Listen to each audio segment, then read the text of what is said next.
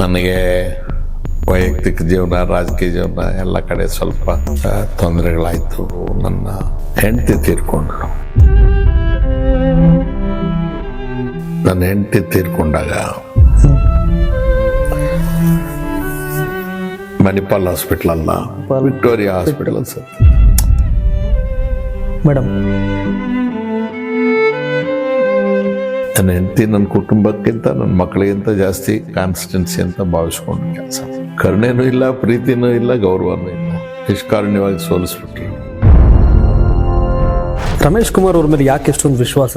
ನನ್ನ ಬದುಕಿಗೆ, ನನ್ನ ಮನಸ್ಸಿಗೆ, ನನ್ನ ಅಂತರಂಗಕ್ಕೆ ನೀವು ನನ್ನವರು ಅಂತ ಅನ್ನಿಸ್ಬಿಡುತ್ತೆ. ನಿಮ್ಮ ಎಷ್ಟು ವರ್ಷ ಜರ್ನಿನಲ್ಲಿ ಅದೊಂದು ಅವಕಾಶ ಆಗ್ಬೇಕಾಗಿತ್ತು, ಅದು ಸಿಗ್ಬೇಕಾಗಿತ್ತು. ನಾವು ಸಾರ್ವಜನಿಕ ಜೀವನಕ್ಕೆ ಕಾಲಿಟ್ಟಾಗ ಅದಾಗಬೇಕು ಇದಾಗಬೇಕು ಅಂತ ಬರೋಕ್ಕಾಗಲ್ಲ. ಪ್ರಧಾನಿಯವರ ಬಗ್ಗೆ ನಿಮ್ಮದೇ ಆದಂಥ ವ್ಯಾಖ್ಯಾನ. ರಾಷ್ಟ್ರಪತಿ ಭಾಷಣ ಅಂದ್ರೆ ಏನು? ಸಂಸತ್ ಅಂದ್ರೆ ಏನು? ಜಂಟಿ ಸದನ ಅಂದ್ರೆ ಏನು? ಯಾವ ಲೋಕಸಭೆ ಇದು? ಏನ್ರಿ ಮೋದಿ ಅವರೇ? Was it fair on your part? ನಿನ್ ಕಾನ್ಶಿಯಸ್ ಹೇಗೆ ಹೋಗ್ತು? ಏನ್ರಿ ಇದು? The whole world is laughing at you.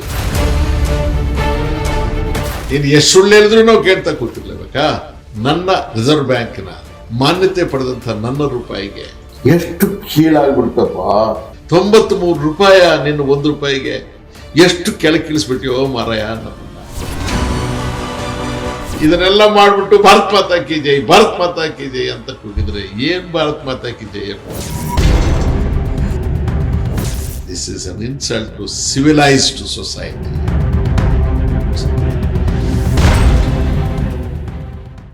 ನನಗೆ ವೈಯಕ್ತಿಕ ಜೀವನ, ರಾಜಕೀಯ ಜೀವನ ಎಲ್ಲ ಕಡೆ ಸ್ವಲ್ಪ ತೊಂದರೆಗಳಾಯಿತು.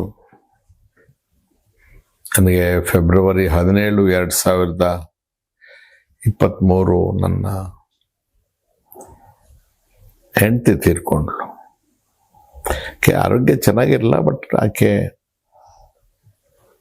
ಸಾಯ್ಬೋದು ಅಂತ ನಾನು ಅಂದ್ಕೊಂಡಿರಲಿಲ್ಲ. ಏನೋ ಆಸೆ ನನಗೆ ಬದುಕ್ತಾಳೆ ಅಂತ. ನಾವೆಲ್ಲ ಮಧ್ಯಮ ವರ್ಗಕ್ಕಿಂತ ಇನ್ನೂ ಒಂದು ಹೆಜ್ಜೆ ಕೆಳಗಿನ ಕುಟುಂಬಗಳು. ನಾವು ಕ್ಷೇತ್ರದಲ್ಲಿ ಜನರಿಗೆ ನಾನು ಏನು ತಪ್ಪು ಮಾಡಿರಲಿಲ್ಲ. ನನ್ನ ಹೆಂಡತಿ ನನ್ನ ಕುಟುಂಬಕ್ಕಿಂತ ನನ್ನ ಮಕ್ಕಳಿಗಿಂತ ಜಾಸ್ತಿ ಕಾನ್ಸ್ಟೆನ್ಸಿ ಅಂತ ಭಾವಿಸ್ಕೊಂಡು ಕೆಲಸ ಮಾಡ್ದೆ. ಅವರು ವಿನಾಕಾರಣ ನಾನಿರೋ ಮನಸ್ಥಿತಿಯನ್ನು ಅರ್ಥ ಮಾಡ್ಕೊಳ್ದೆ. ನಾನು ಮಾಡಿದ ಕೆಲಸವನ್ನು ನೋಡಿದೆ. ಕರುಣೆನೂ ಇಲ್ಲ, ಪ್ರೀತಿನೂ ಇಲ್ಲ, ಗೌರವನೂ ಇಲ್ಲ. ನಿಷ್ಕಾರುಣ್ಯವಾಗಿ ಸೋಲಿಸ್ಬಿಟ್ರು. ನಾನೇನು ಸಿಮೆಂಟು ಸ್ಟೀಲ್ನಿಂದ ಮಾಡಿದ ಮನುಷ್ಯ ಅಲ್ವಲ್ಲ. ನಾನು ಕೂಡ ಉಪ್ಪು ಖಾರ ತಿನ್ನೋ ಸ್ವಲ್ಪ ಒಂದು ರೀತಿಯ ಬೇಸರ, ನೋವು, ದುಃಖ, ಅಜ್ಞಾತಕ್ಕೆ ಹೋಗ್ಬಿಟ್ಟೆ. ಆಮೇಲೆ ಓಡ್ಬಿಡೋದು. ಯಾರನ್ನ ಕಾಡ್ಸೋದು, ಯಾರಿಗೂ ಮುಖ ತೋರಿಸ್ಬಾರ್ದು, ಮಾತಾಡ್ಬಾರ್ದು. ಯಾಕಪ್ಪ ನಾವು ಏನೋ ಅಪರಾಧ ಮಾಡಿರ್ಬೇಕಲ್ಲ, ಇದ್ರೆ ಯಾಕೆ ಸೋಲಿಸ್ತಾರೆ ನಮ್ಮನ್ನು? ಏನೋ ತಪ್ಪು ಮಾಡಿದ್ದೇವೆ, ಯಾಕೆ ಈ ಸಮಾಜಕ್ಕೆ ನಾವು ಮುಖ ತೋರಿಸ್ಬೇಕು ಅನ್ನೋ ಒಂಥರದ ಫೀಲಿಂಗ್ ಬಂದ್ಬಿಡ್ತು. ಸ್ವಲ್ಪ 3 ವರ್ಷ ಆಗಿದೆ. ಈಗ ಅಕಸ್ಮಾತ್ ಇವತ್ತು ನಿಮ್ಮ ಕೈಗೆ ಸಿಕ್ಕಿಬಿಟ್ಟೆ. ನಾವು ಅಂಜ್ತೇನೆ. ನಾವೊಂದು ಮಾತಾಡಿದ್ರೆ ಇನ್ನೊಂದು ಬರೀತಾರೆ, ನಾವೊಂದು ಹೇಳಿದ್ರೆ ಅದನ್ನು ಇನ್ನೊಂಥರ ವಿಕೃತಗೊಳಿಸ್ತಾರೆ. ಅಟ್ಲೀಸ್ಟ್ ಈಗ ನೆಮ್ಮದಿಯಾಗಾದ್ರೂ ಇದ್ದೇವೆ, ಎಲ್ಲ ಮರ್ತುಬಿಟ್ರು. ನೆಮ್ಮದಿನೂ ಹಾಳು ಮಾಡ್ಕೊಂಡ್ಬಿಟ್ರೆ. ಸೊ ಅದಕ್ಕಾಗಿ ಎಲ್ಲೂ ಹೆಚ್ಚು ಕಾಣಿಸ್ಕೊಡೋದು. ರಮೇಶ್ ಕುಮಾರ್ ಅವರಂದ್ರೆ ಧೈರ್ಯ, ರಮೇಶ್ ಕುಮಾರ್ ಅಂದ್ರೆ ವಿಚಾರ, ರಮೇಶ್ ಕುಮಾರ್ ಅಂದ್ರೆ ಚಿಂತನೆಗಳು, ರಮೇಶ್ ಕುಮಾರ್ ಅಂದ್ರೆ ಹಠವಾದಿ, ರಮೇಶ್ ಕುಮಾರ್ ಅಂದ್ರೆ ಹೋರಾಟಗಳು. ಇವೆಲ್ಲವೂ ನಿಮ್ ಶ್ರೀಮತಿಯವರ ನಂತರ ಸೋಲಿನ ನಂತರ ಆ ಎರಡೂ ಸನ್ನಿವೇಶಗಳು ಅಷ್ಟೊಂದು ನಿಮ್ಮನ್ನು ಕುಗ್ಸ್ತಾ ಅಂತ? ನಾ ಹೇಳಿದಲ್ಲ, ನಾನು ಸ್ಟೀಲು ಸಿಮೆಂಟಿಂದ ಮಾಡಿದ ಗೊಂಬೆ ಅಲ್ವಲ್ಲ. ನೀವು ಹೇಳಿದ ಎಲ್ಲ ಗುಣಗಳನ್ನು ಮೈಗೂಡಿಸ್ಕೊಂಡಿದ್ದೀನಿ.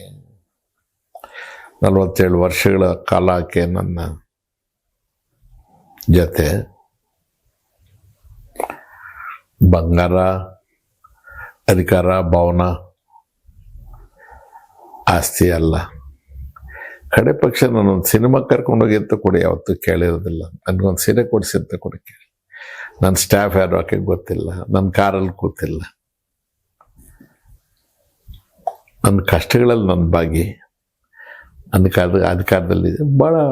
ನನ್ನ ಸೋದರ ಮಾವನ ಮಗಳೇ, ಸೊ ನಾನು ಗೌರವವಾಗಿ ಬದುಕೋದಕ್ಕೆ, ಧೈರ್ಯವಾಗಿ ಬದುಕೋದಕ್ಕೆ, ಪ್ರಾಮಾಣಿಕವಾಗಿ ಬದುಕೋದಕ್ಕೆ, ನಿಷ್ಠೆಯಿಂದ ಇರೋದಕ್ಕೆ ಭಾಳ ಮಟ್ಟಿಗೆ ಆಕೆ ನನ್ನ ಜೊತೆಗೆ ಬೆಂಬಲವಾಗಿ ನಿಂತಿದ್ಲು. ಮಕ್ಕಳನ್ನ ಶಿಸ್ತಾಗಿ ಬೆಳೆಸೋದಕ್ಕೆ, ಮಕ್ಕಳಿಗೆ ನಮ್ಮ ಇತಿಮಿತಿ ಹೇಳೋದಕ್ಕೆ, ಹತೋಟಿಯಲ್ಲಿರಬೇಕು, ಹದ್ದು ಮೇಲೆ ನಡಿಬಾರ್ದು, ಜೀವನದ ಶೈಲಿಯನ್ನು ನಾವು ನಿಗಾ ಇಟ್ಟು ಬದುಕಬೇಕು, ಮೂರನೇವ್ರು ಯಾರೂ ನಮ್ಮನ್ನು ನೋಡಿ ಅಸಹ್ಯ ಪಟ್ಕೊಳ್ಬಾರ್ದು. ಇದು ಬಹುತೇಕ ಜವಾಬ್ದಾರಿ ಆಕೆ ಮೇಲೆ ಇತ್ತಲ್ವ. ಬೇಸರ ಆದಾಗ ಹೊರಗಿನ ಬೇಸರ ಎಲ್ಲ ತಂದು ಮನೇಲೆ ಬಿಡ್ತಿದ್ದೆ, ಆಕೆನೇ ಸ್ವೀಕಾರ ಮಾಡಬೇಕು. ಸಡನ್ ಆಗಿ ಅಂಥವರು ದೂರ ಆದಾಗ ಎಲ್ಲೋ ಒಂದು ಕಡೆಗೆ ಮನಸ್ಸಿಗೆ ಕಷ್ಟ ಆಗುತ್ತೆ. We are very very small people. ಅದ್ರ ಜೊತೆಗೆ ಚುನಾವಣೆ ನಿಲ್ಲಂಗೂ ಇಲ್ಲ, ಬಿಡಂಗೂ ಇಲ್ಲ, ಅಷ್ಟೊಂದು ಕೆಲಸ ಮಾಡಿದ್ದೆ. ಅದು ಹೇಗೆ ಜನರಿಗೆ ಮನಸ್ಸು ಬಂತು, ಈ ಸ್ಥಿತಿಯಲ್ಲ ನಾವು ಈ ಕೆಲಸ ಮಾಡ್ಬೋದು ಅಂತ ಹೇಳಿ. ಕೌಂಟಿಂಗ್ ಎಲ್ಲ ಮುಗ್ದೋಗೋವರೆಗೂ ಕೂಡ ನಾನು ಸೋತಿದ್ರೆ ನನ್ನ ಮನಸ್ಸು ಒಪ್ಪಲೇ ಇಲ್ಲ. ನನಗೆ ನನ್ನನ್ನು ನಾನೇ ನಂಬಕ್ಕೆ ಆಗಲಿಲ್ಲ. ಸರಿ, ಬ್ಯಾಗ್ ಬೀಗ ಹಾಕ್ಕೊಂಡೆ ಮಾಯ ಆಗ್ಬಿಟ್ಟೆ. ಹೋರಾಟನೂ ಮಾಡಿದ್ದೇನೆ, ಯಾರಿಗಾಗಿ? ನನಗಾಗ. ಹಠನೂ ಹಿಡಿದಿದ್ದೇನೆ, ನನಗಾಗ. ಪ್ರಾಮಾಣಿಕವಾಗೂ ಇದ್ದಿದ್ದೇನೆ. ಎಲ್ಲಿವರೆಗೆ ಪ್ರಾಮಾಣಿಕತೆ ಅಂದರೆ, ಅವನು ಬಾಡಿಗೆ ಮನೇಲಿರ್ತೀವಿ. ಬಾಡಿಗೆ ಮನೇಲಿದ್ದಾಗ ಮಂತ್ರಿ ಆಗಬೇಕು ಅಂತಾರೆ ಸಿದ್ದರಾಮಯ್ಯ. ಆಯ್ತಪ್ಪ, ಬರ್ತೀನಿ, ಆಗ್ತೀನಿ. ನನ್ನ ಹೆಂಡತಿ ನನ್ನಲ್ಲಿ ಇಟ್ಟಿದ್ದು ಒಂದೇ ಬೇಡಿಕೆ, ಆ ಸರ್ಕಾರಿ ಬಂಗ್ಲೆಗೆ ಮಾತ್ರ ನಾವು ಹೋಗೋದು ಬೇಡಪ್ಪ, ನಾವು ಅದನ್ನು ನಿಭಾಯಿಸೋಕ್ಕಾಗಲ್ಲ, ಜನ ಬೇರೆ ಥರ ತಿಳ್ಕೊಂಡ್ಬಿಡ್ತಾರೆ, ಅಲ್ಲೆಲ್ಲ ಇರುತ್ತೆ ಅಂತ. ನಮಗೆ 94ರಿಂದ 99 ಸ್ಪೀಕರ್ ಆಗಿದ್ದಾಗ ಗೊತ್ತಿಲ್ಲದೆ ಮನೆ ತಗೊಂಡ್ಬಿಟ್ಟು ಭಾಳ ಒದ್ದಾಡಿದ್ದೀವಿ. ನಾವು ಇಲ್ಲೇ ಈ ಪುಟ್ಟ ಮನೇಲೇ ಇದ್ದು ಬಿಡೋಣ. ಆಮೇಲೆ ಬೋರ್ಡ್ ಹಾಕ್ಸ್ಬೇಡಿ ಮನೆ ಮುಂದ್ಗಡೆ, ಯಾರಿಗೂ ಗೊತ್ತಾಗೋದು ಬೇಡ. ನಾವು ಇಲ್ಲಿ ಏರಿಯಾದವ್ರಿಗೆ ಯಾರಿಗೂ ಡಿಸ್ಟರ್ಬ್ ಮಾಡಬಾರ್ದು. ನಿಮ್ಮ ಸರ್ಕಾರಿ ಕೆಲಸಕ್ಕೆ ನಿಮ್ಮ ಡ್ರೈವರ್ ಬರಲಿ, ಕರ್ಕೊಂಡೋಗ್ಲಿ, ತಂದು ಬಿಟ್ಟು ಹೋಗ್ಲಿ. ಈ ತರ ಬದುಕಿದ್ದೇವೆ ನಾವು.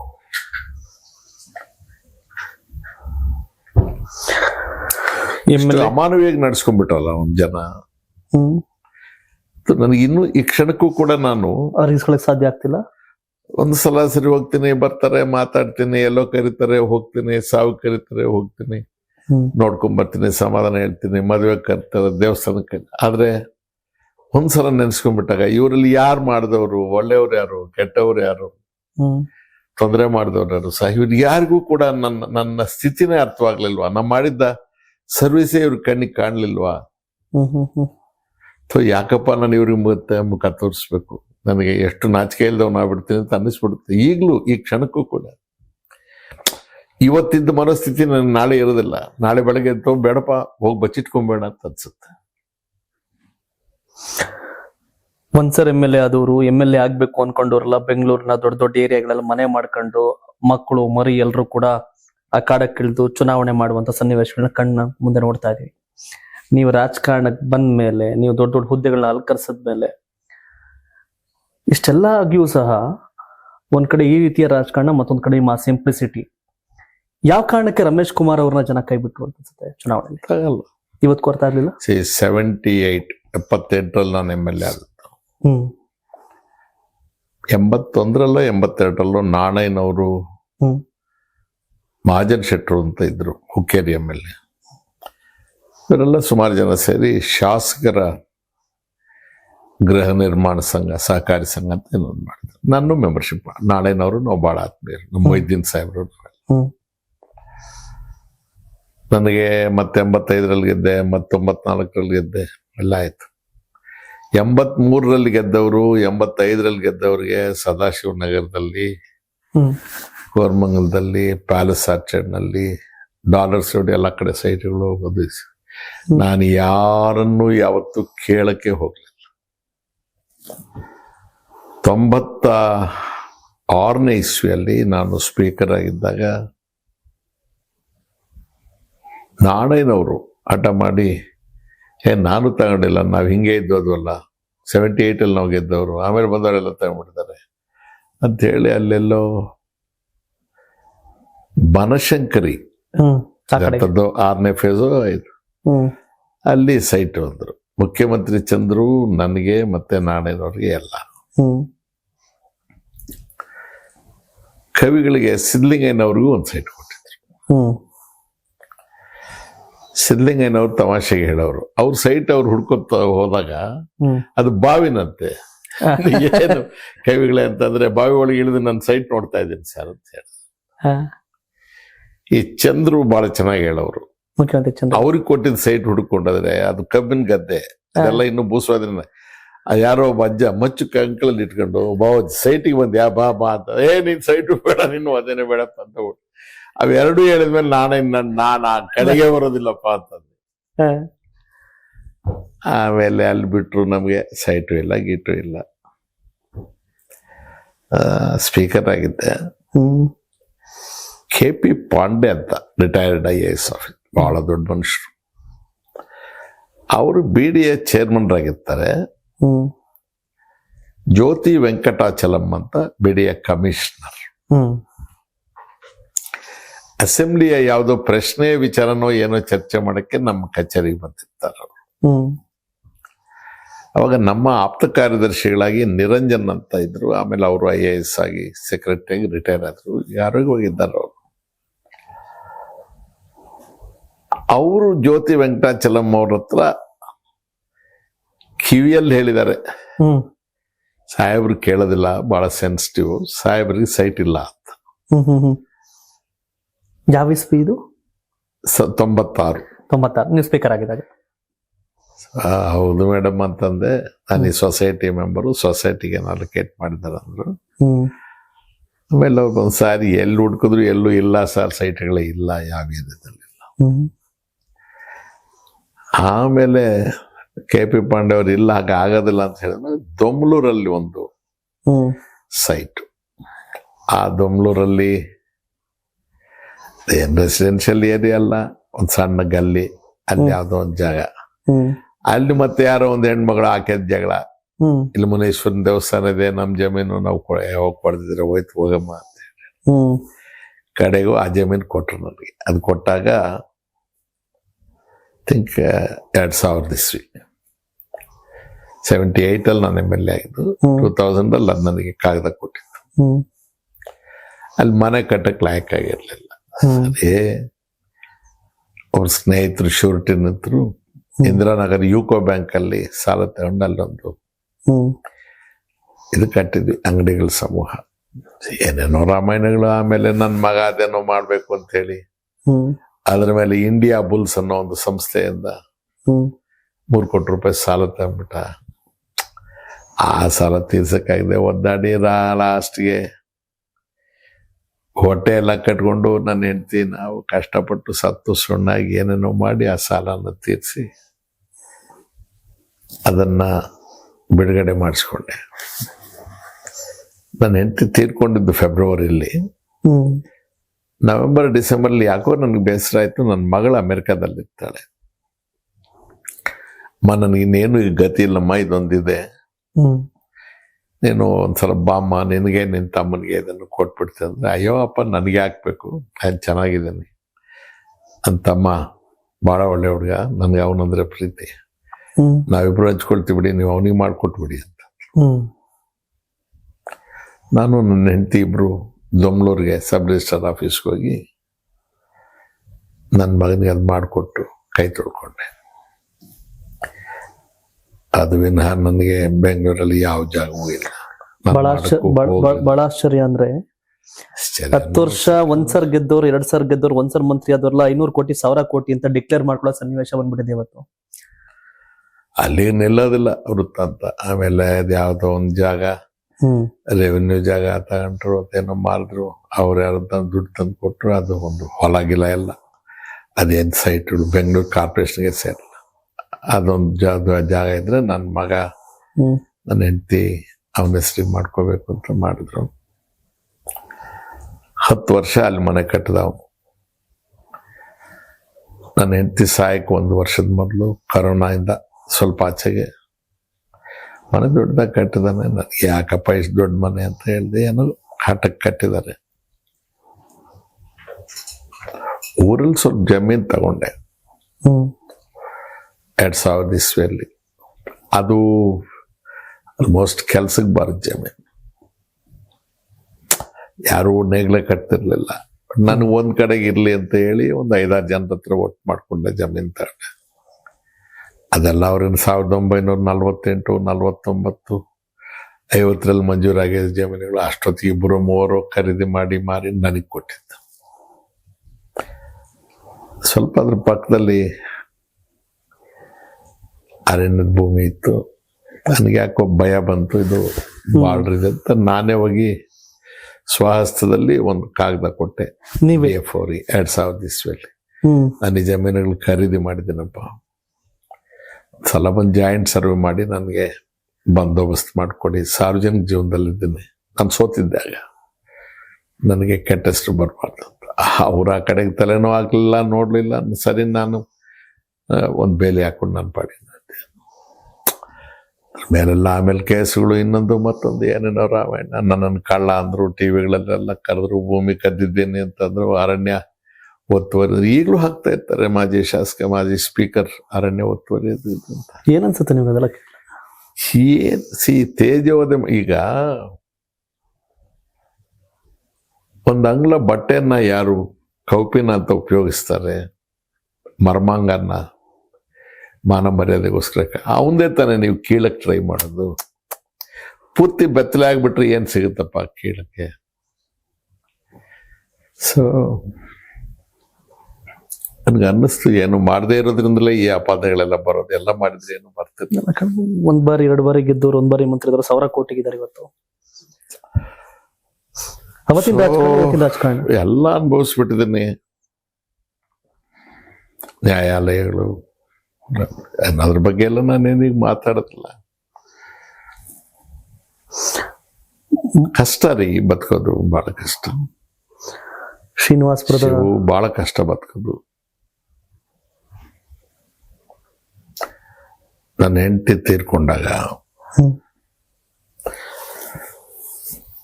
ಮಣಿಪಾಲ್ ಹಾಸ್ಪಿಟಲ್ ಅಲ್ಲ,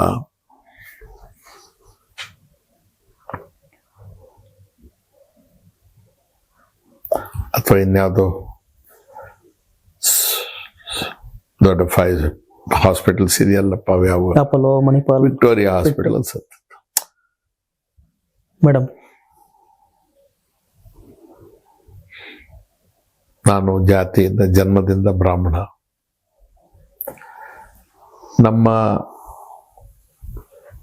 ಜನ್ಮ ಕೊಟ್ಟ ಜಾತಿಯ ಪದ್ಧತಿ ಪ್ರಕಾರ ಪೂಜೆ ಪುನಸ್ಕಾರ ಮಡಿ, ಇವರು ಪೌರೋಹಿತರು ಬರೋದು ಎಲ್ಲ ಆಗಿ ಅವ್ರ ಅಂತ್ಯಕ್ರಿಯೆ ಆಗಬೇಕು.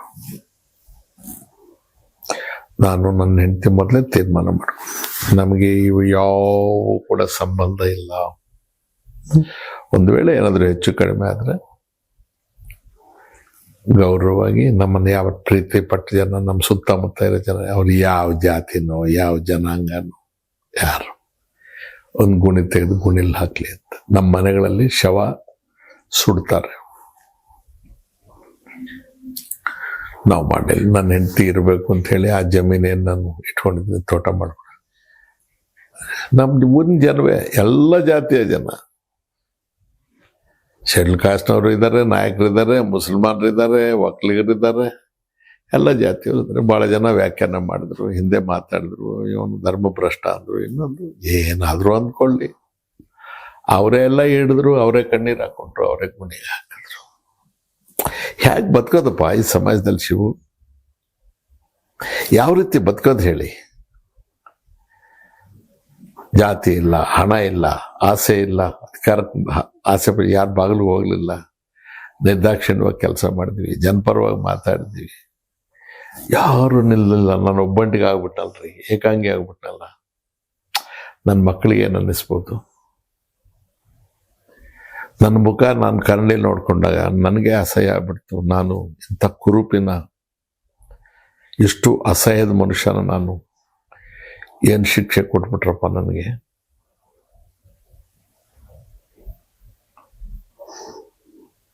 ಬರೆಯೋರಿಗೆ, ಮಾತಾಡೋರಿಗೆ, ಹೇಳೋರಿಗೆ, ಅರೆ ಇವನು ಇಂಥವನ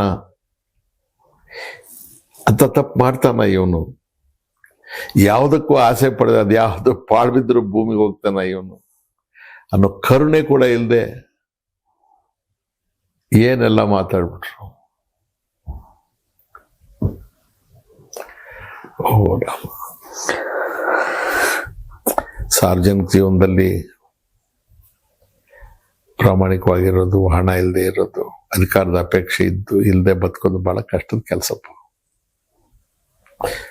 ನಾನು ಹಳಬರ ಹಿಸ್ಟ್ರಿ ಎಲ್ಲ ಓದ್ತೀನಿ. ಕಾಮರಾಜ್ ಅವ್ರ ವಿಚಾರ, ನಿಜಲಿಂಗಪ್ಪನವ್ರ ವಿಚಾರ, ದೇವರಾಜ ಅರಸ್ ಅವ್ರ ವಿಚಾರ, ಗೋಪಾಲ್ ಗೌಡ್ರ ವಿಚಾರ, ಕಮ್ಯುನಿಸ್ಟ್ ಪಾರ್ಟಿಯ ಲೀಡರ್ಗಳು ಸುಂದರಯ್ಯನವ್ರ ವಿಚಾರ, ನಮ್ಮ ನಾಯಕರಾಗಿದ್ದು ಮನೆ ತೀರ್ಕೊಂಡವ್ರು ಜೈಪಾಲ್ ರೆಡ್ಡಿ ಅವ್ರ ವಿಚಾರ, ಮಧು ದಂಡಾವತಿ ಅವ್ರ ವಿಚಾರ, ಜಾರ್ಜ್ ಫರ್ನಾಂಡಿಸ್ ಅವ್ರ ವಿಚಾರ. ಏನಪ್ಪ ಅವನ್ನೆಲ್ಲ ನೋಡಿ ನೆನಪು ಮಾಡಿಕೊಂಡು ಅವರು ಹೇಗೆ ಬದುಕಿದ್ರು ನೆನಪು ಮಾಡ್ಕೊ, ಅಯ್ಯೋ ನಾನು ಯಾವ ಮಹಾ ಅಂಥವ್ರಿಗೆಲ್ಲ ಹಾಗಾಗಿದೆಯಲ್ಲ ಅಂತ ಹೇಳಿ ಇನ್ನೂ ಬದುಕಿರ್ಬೇಕು, ಆತ್ಮಹತ್ಯೆ ಮಾಡ್ಕೋಬಾರ್ದು, ಇರಬೇಕು ಅಂತ ಪುನಃ ಧೈರ್ಯ ತಂದುಕೊಳ್ಳೋದು. ಸರಿಸುಮಾರು 48 ವರ್ಷ 49 ವರ್ಷ ರಾಜಕಾರಣದ ಜೀವನ ನೀವು ಆಯ್ಕೆ 50 years. 50 years, ಅರ್ಧ ದಶಕ. ಸಾರಿ, ನಾನು 1970 ಬೆಂಗಳೂರು ಕಾರ್ಪೊರೇಷನ್ ಎಲೆಕ್ಷನ್ಗೆ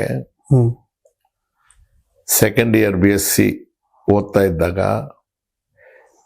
ಕಾಂಗ್ರೆಸ್ ಪಾರ್ಟಿಯ official candidate Malleshwaram corporation constituency division number 4 1970.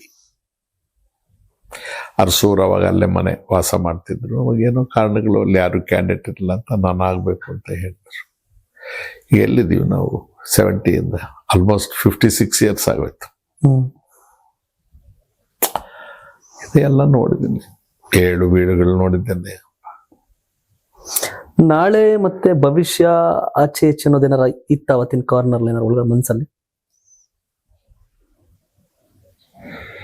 ನನಗೆ ಹೊಸ ಯಾವ ಆಸೆಗಳು ಇಲ್ಲ,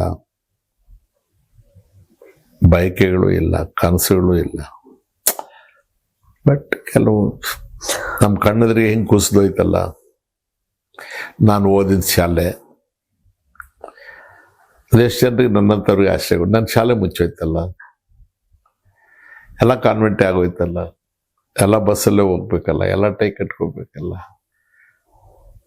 ಏನಿದು ಹಿಂಗಾಗೋಯ್ತು. ನಮ್ಮೂರಿಗೆ ಡಾಕ್ಟರ್ ಬರ್ತಾರಂದ್ರೆ ನಮ್ಮೂರಿನ ನೌಕರರು ಹೋಗಿ ಬಸ್ ಹತ್ರ ಕಾದಿದ್ದು ಡಾಕ್ಟರ್ ಬ್ಯಾಗ್ ಇಟ್ಕೊಂಡ್ಬಂದು, ನಮ್ಮ ಡಾಕ್ಟ್ರು ಅಂದ್ರೆ ಊರ್ ಜನವೆಲ್ಲ ದೇವ್ರು ನೋಡ್ದಂಗೆ ನೋಡೋರು. ನಮ್ಮನೆಗೆ ಊಟಕ್ಕೆ ಬನ್ನಿ ಡಾಕ್ಟ್ರೆ, ನಾವು ಆ ಡಾಕ್ಟ್ರುಗಳು ಹೊರಟೋದ್ರು, ಹಾಸ್ಪಿಟ್ಲ್ ಹೊರಟೋಯ್ತು,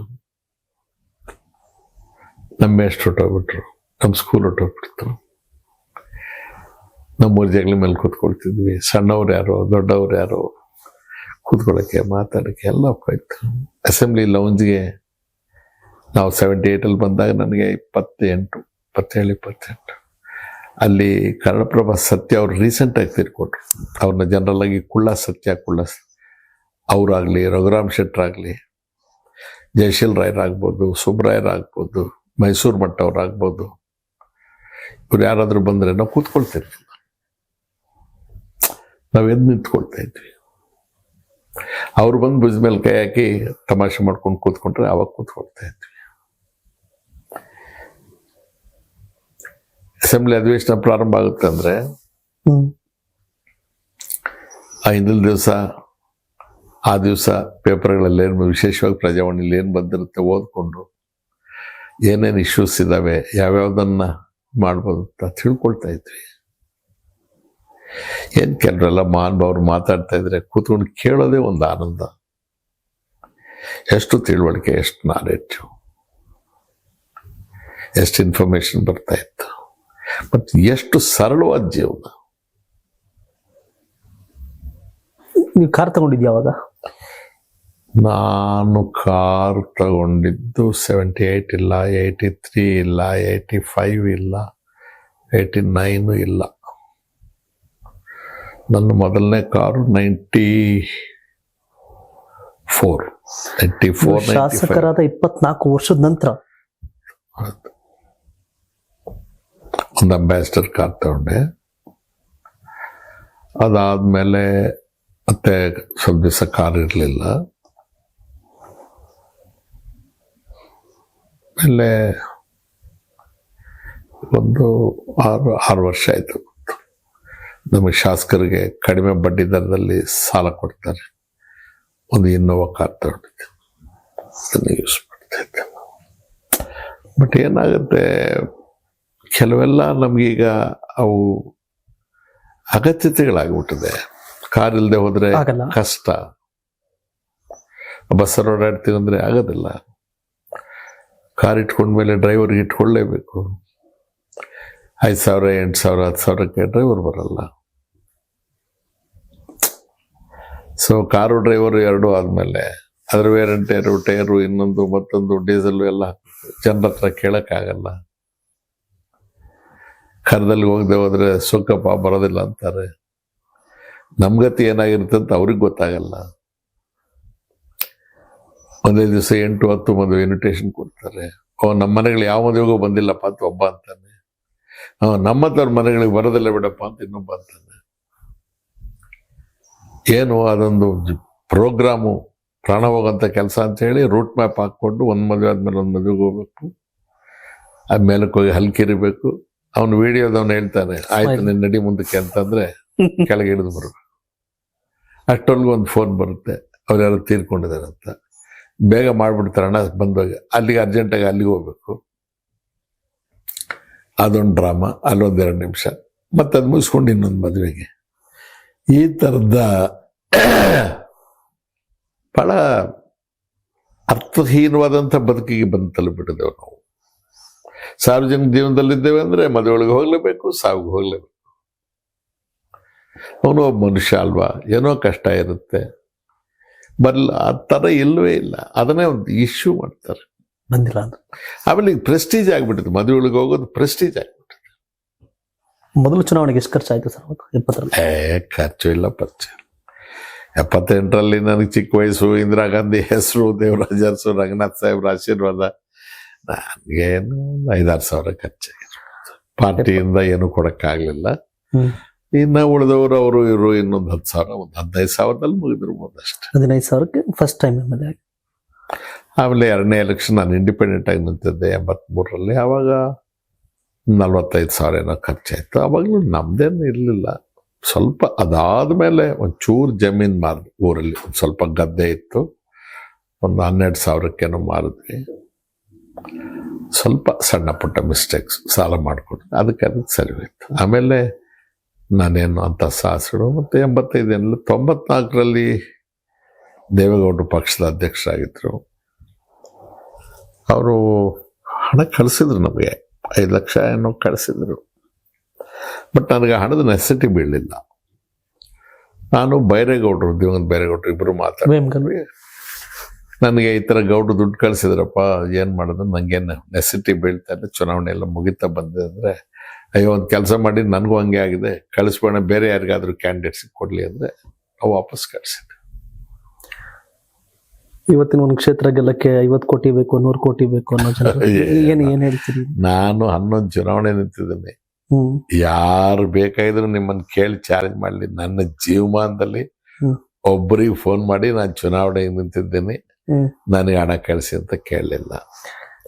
ಪಾರ್ಟಿ ಅವರು ಇವರು ಕೊಟ್ಟ ಹಣನ ನಾನು ಇವತ್ತಿಗೆ ಸಹಿ ಹಾಕಿ ತಗೊಂಡು ಎಣಿಸಿ ಎತ್ತಿಟ್ಕೊಂಡು ನನ್ನ ಮನೆಯವ್ರು ಯಾರು ಆ ಹಣನ ಹ್ಯಾಂಡಲ್ ಮಾಡಿಲ್ಲ.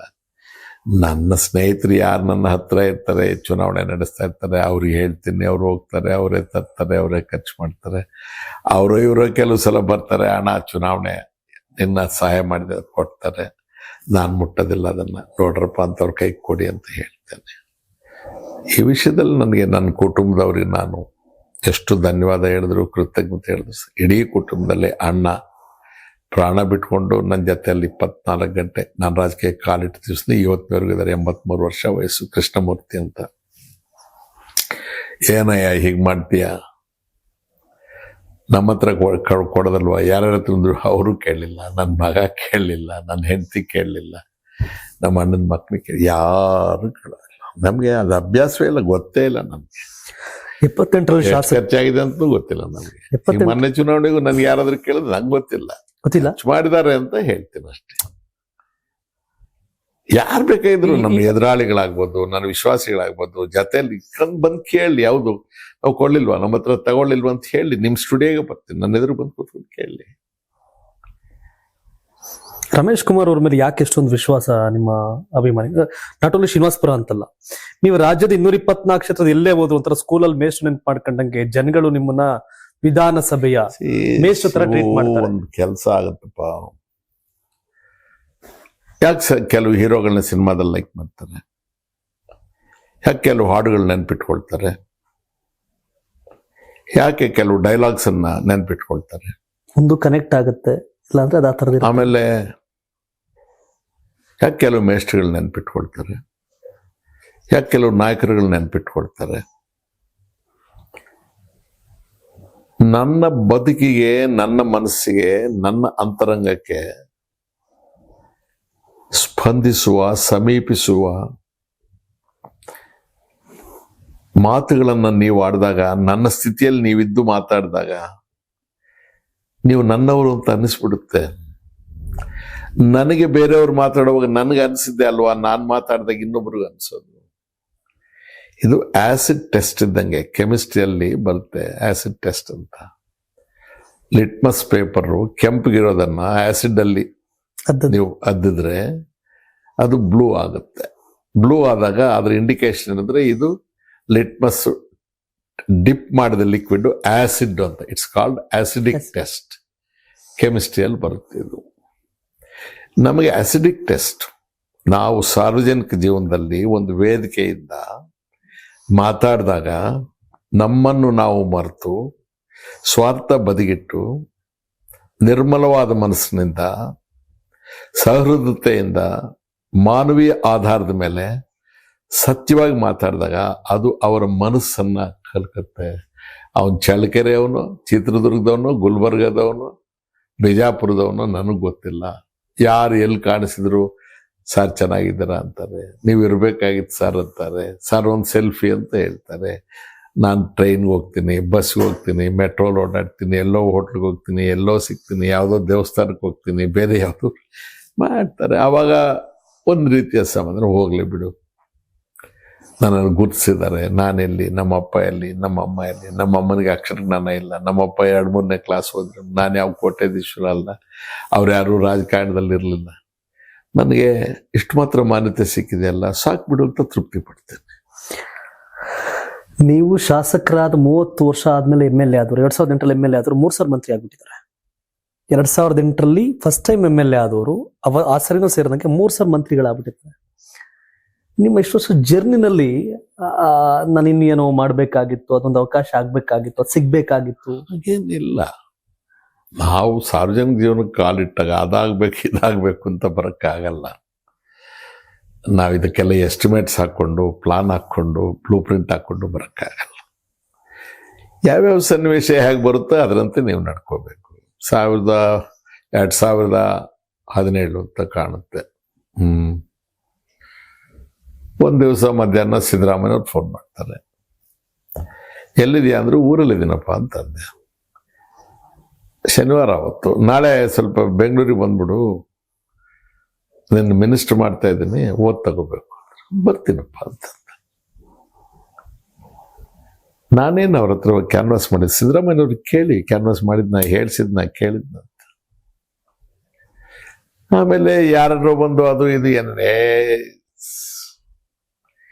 ಅದೆಲ್ಲ ನನಗೆ ಹೇಳ್ಬಿಟ್ರಿ, ಪೋರ್ಟ್ಫೋಲಿಯೋ ಗಿಟ್ಫೋಲಿಯೋ.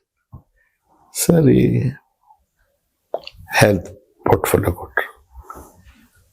ನಾನೊಂದು ಸಾಮಾನ್ಯ ಕುಟುಂಬದಿಂದ ಬಂದವನು, ಜನರು ಗೋಲ್ಡ್ ನೋಡಿದ್ದೆ, ನನ್ನ ಹತ್ರಕ್ಕೆ ಬರೋರು ನೋವು ಕೇಳಿದ್ದೆ, ಕೆಲವು ಸಲ ಬಿಲ್ ಕಟ್ಟಕ್ಕಾಗದೆ ಏನೋ ಪರದಾಡೋದು ನೋಡಿದ್ದೆ, ಹೆಣ ತಗೊಂಡು ಹೋಗಕ್ಕಾಗ, ಇವೆಲ್ಲ ನೋಡಿದ್ದೆ. ನಾನು ನನ್ನದೇ ಆದ ಕೆಲಸವನ್ನು ಮಾಡಿದೆ ಅಷ್ಟೇ. ಸಾರ್ವಜನಿಕ ಜೀವನ ಆ ಥರ ಇರಬೇಕು. ನಿಮಗೆ ಯಾವ ಸ್ವಹಿತ ಇರಬಾರ್ದು. You should be very clear. ಒಂದು ಹಂತದಲ್ಲಿ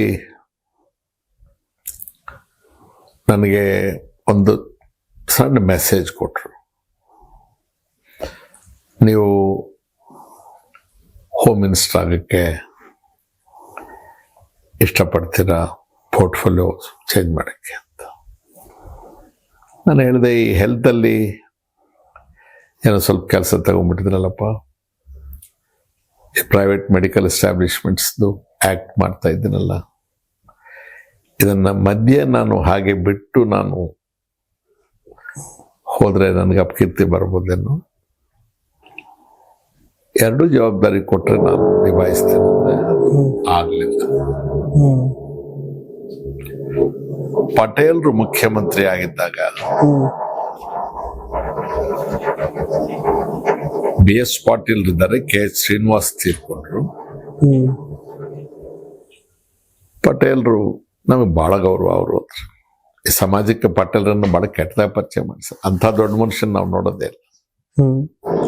ವೆರಿ ಗ್ರೇಟ್ ಲೀಡರ್.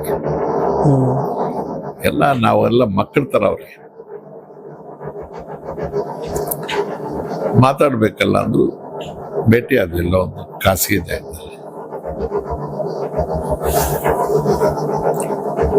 ಏನ್ ಮಾಡೋದಪ್ಪ, ಉನ್ನತ ಶಿಕ್ಷಣ ಇಲಾಖೆ ಸ್ವಲ್ಪ ಸುಧಾರಿಸಬೇಕಾಗಿದೆ.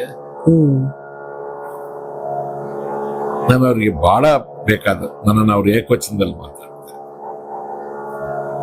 ಸ್ಪೀಕರ್, ಸ್ವಲ್ಪ ನೀನೇನಾದ್ರೂ ಒಪ್ಕೊಳ್ಳೋದಾದ್ರೆ ನೀನು ಉನ್ನತ ಶಿಕ್ಷಣಕ್ಕೆ ಬರ್ತೀಯ ಅಂತ ಕೇಳಿದ್ರು. ನಾನು ಸರ್, ನಾನು ಸ್ಪೀಕರ್ ಆಗಿ ಮುಂದುವರಿಯೋದು ನಿಮಗೆ ಏನಾದರೂ ತೊಂದರೆ ಇದ್ದರೆ, ಅನಾನುಕೂಲ ಇದ್ದರೆ ನಾನು ರಾಜೀನಾಮೆ ಕೊಡ್ತೇನೆ. ಬಟ್ ಪ್ರಾಣ ಹೋದ್ರೆ ನಿಮ್ಮನ್ನು ಬಿಡಲ್ಲ ಸರ್, ನಿಮ್ಮ ಜೊತೆಗಿರ್ತೇನೆ. ನಾನು ಅಲ್ಲಿ ಕೂತು ಬಂದು ಕೆಳಗಡೆ ಬಂದು ಮಂತ್ರಿ ಆಗೋದು ನನಗೆ ಇಷ್ಟ ಇಲ್ಲ. ಎದ್ದು ಬಂದು ಬಾಚಿ ತಬ್ಕೊಂಡು ಅವ್ರು ಯೂಶಲಿ ಎಮೋಷನಲ್ ಕಣ್ಣೀರು ಹಾಕೋಬಿಟ್ರು. ಲೇ ಬಡ್ಡಿ ಮಗನೆ, ಎಷ್ಟು ಮೆಚೂರ್ ಆಗ್ಬಿಟ್ಟಿದ್ಯೋ ನೀನು, ಎಷ್ಟು ದೊಡ್ಡವನಾಗ್ಬಿಟ್ಟಿದ್ಯೋ, ನಾನ್ ಸಣ್ಣವನಾಗ್ಬಿಟ್ನಲ್ಲೋ ನಿನ್ನ ಎದುರಿಗೆ ಅವ್ರಿಗೆ ಚೇತರಿಸ್ಕೊಳಕ್ಕಾಗಲ್ಲ. ಬಹಳ ಪ್ರೀತಿ ನಾವಂದ್ರೆ 96 ಅಲ್ಲಿ ಪ್ರಾಣ ಪಟೇಲ್ರಿಗೆ ನಾವು ಅಂದ್ರೆ. ಬಟ್ ತಮ್ಮ ಮಹಾನ್ ಭಾವರು ಅವರೆಲ್ಲ,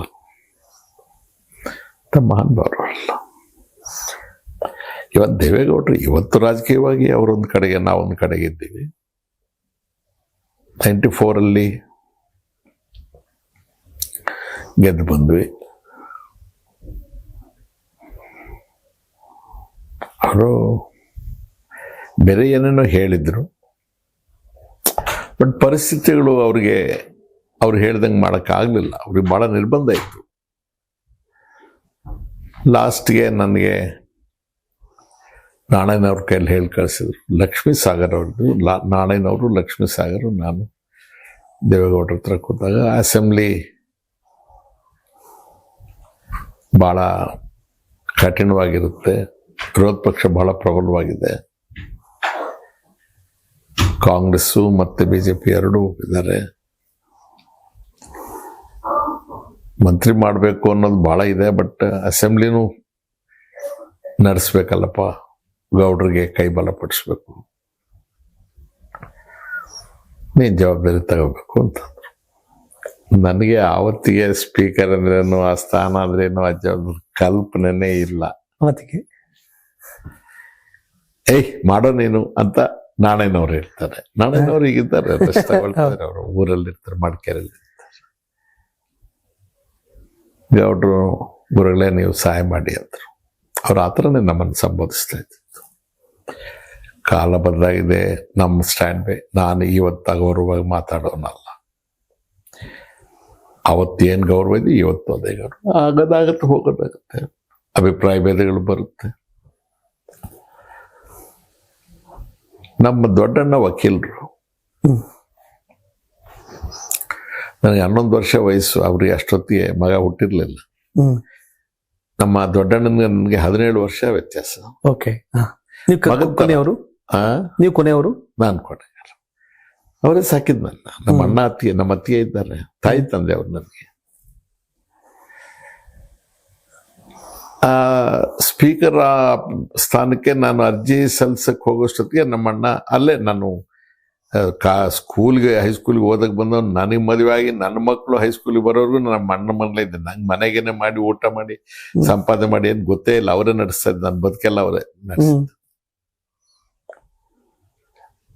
ಅಪ್ಲಿಕೇಶನ್ ಹಾಕಕ್ಕೆ ಹೋಗೋಷ್ಟೊತ್ತಿಗೆ ನಮ್ಮಣ್ಣ ಕೋರ್ಟ್ಗೆ ಹೋಗ್ಬಿಟ್ಟಿದ್ರು. ಸರಿ, ಟಿವಿನಲ್ಲೂ ಅಲ್ಲಿರೋದು ಯಾರೋ ಹೇಳಿದ್ದಾರೆ. ಅವರು ಸ್ವಲ್ಪ ಅವ್ರೇನು ಬಹಳ ದೊಡ್ಡ ಹೈ ಪ್ರೊಫೈಲ್ ಅಡ್ವೊಕೇಟ್, ಸಾಧಾರಣ ಮನುಷ್ಯ, ಗೌರವವಾಗಿ ಜೀವನ ನಡೆಸ್ಕೊಳ್ತಾ ಇದ್ರು. ತಮ್ಮ ಇತಿಮಿತಿ ಒಳಗೆ ತಮ್ಮ ಕಕ್ಷಿಗಾರರಿಗೆ ನ್ಯಾಯ ಮಾಡಿಕೊಂಡು ಪ್ರೊಫೆಷನಲ್ಲಿ ಯಾವ ವಿಧವಾದಂತಹ ಕಳಕದಿಂದ ಗೌರವವಾಗಿ ಬದುಕ್ತಾ ಇದ್ರು. ಸಾಯಂಕಾಲ ಮನೆಗೆ ಬಂದರು, ನಾನು ಮನೆಗೆ ಬಂದಿದ್ದೆ.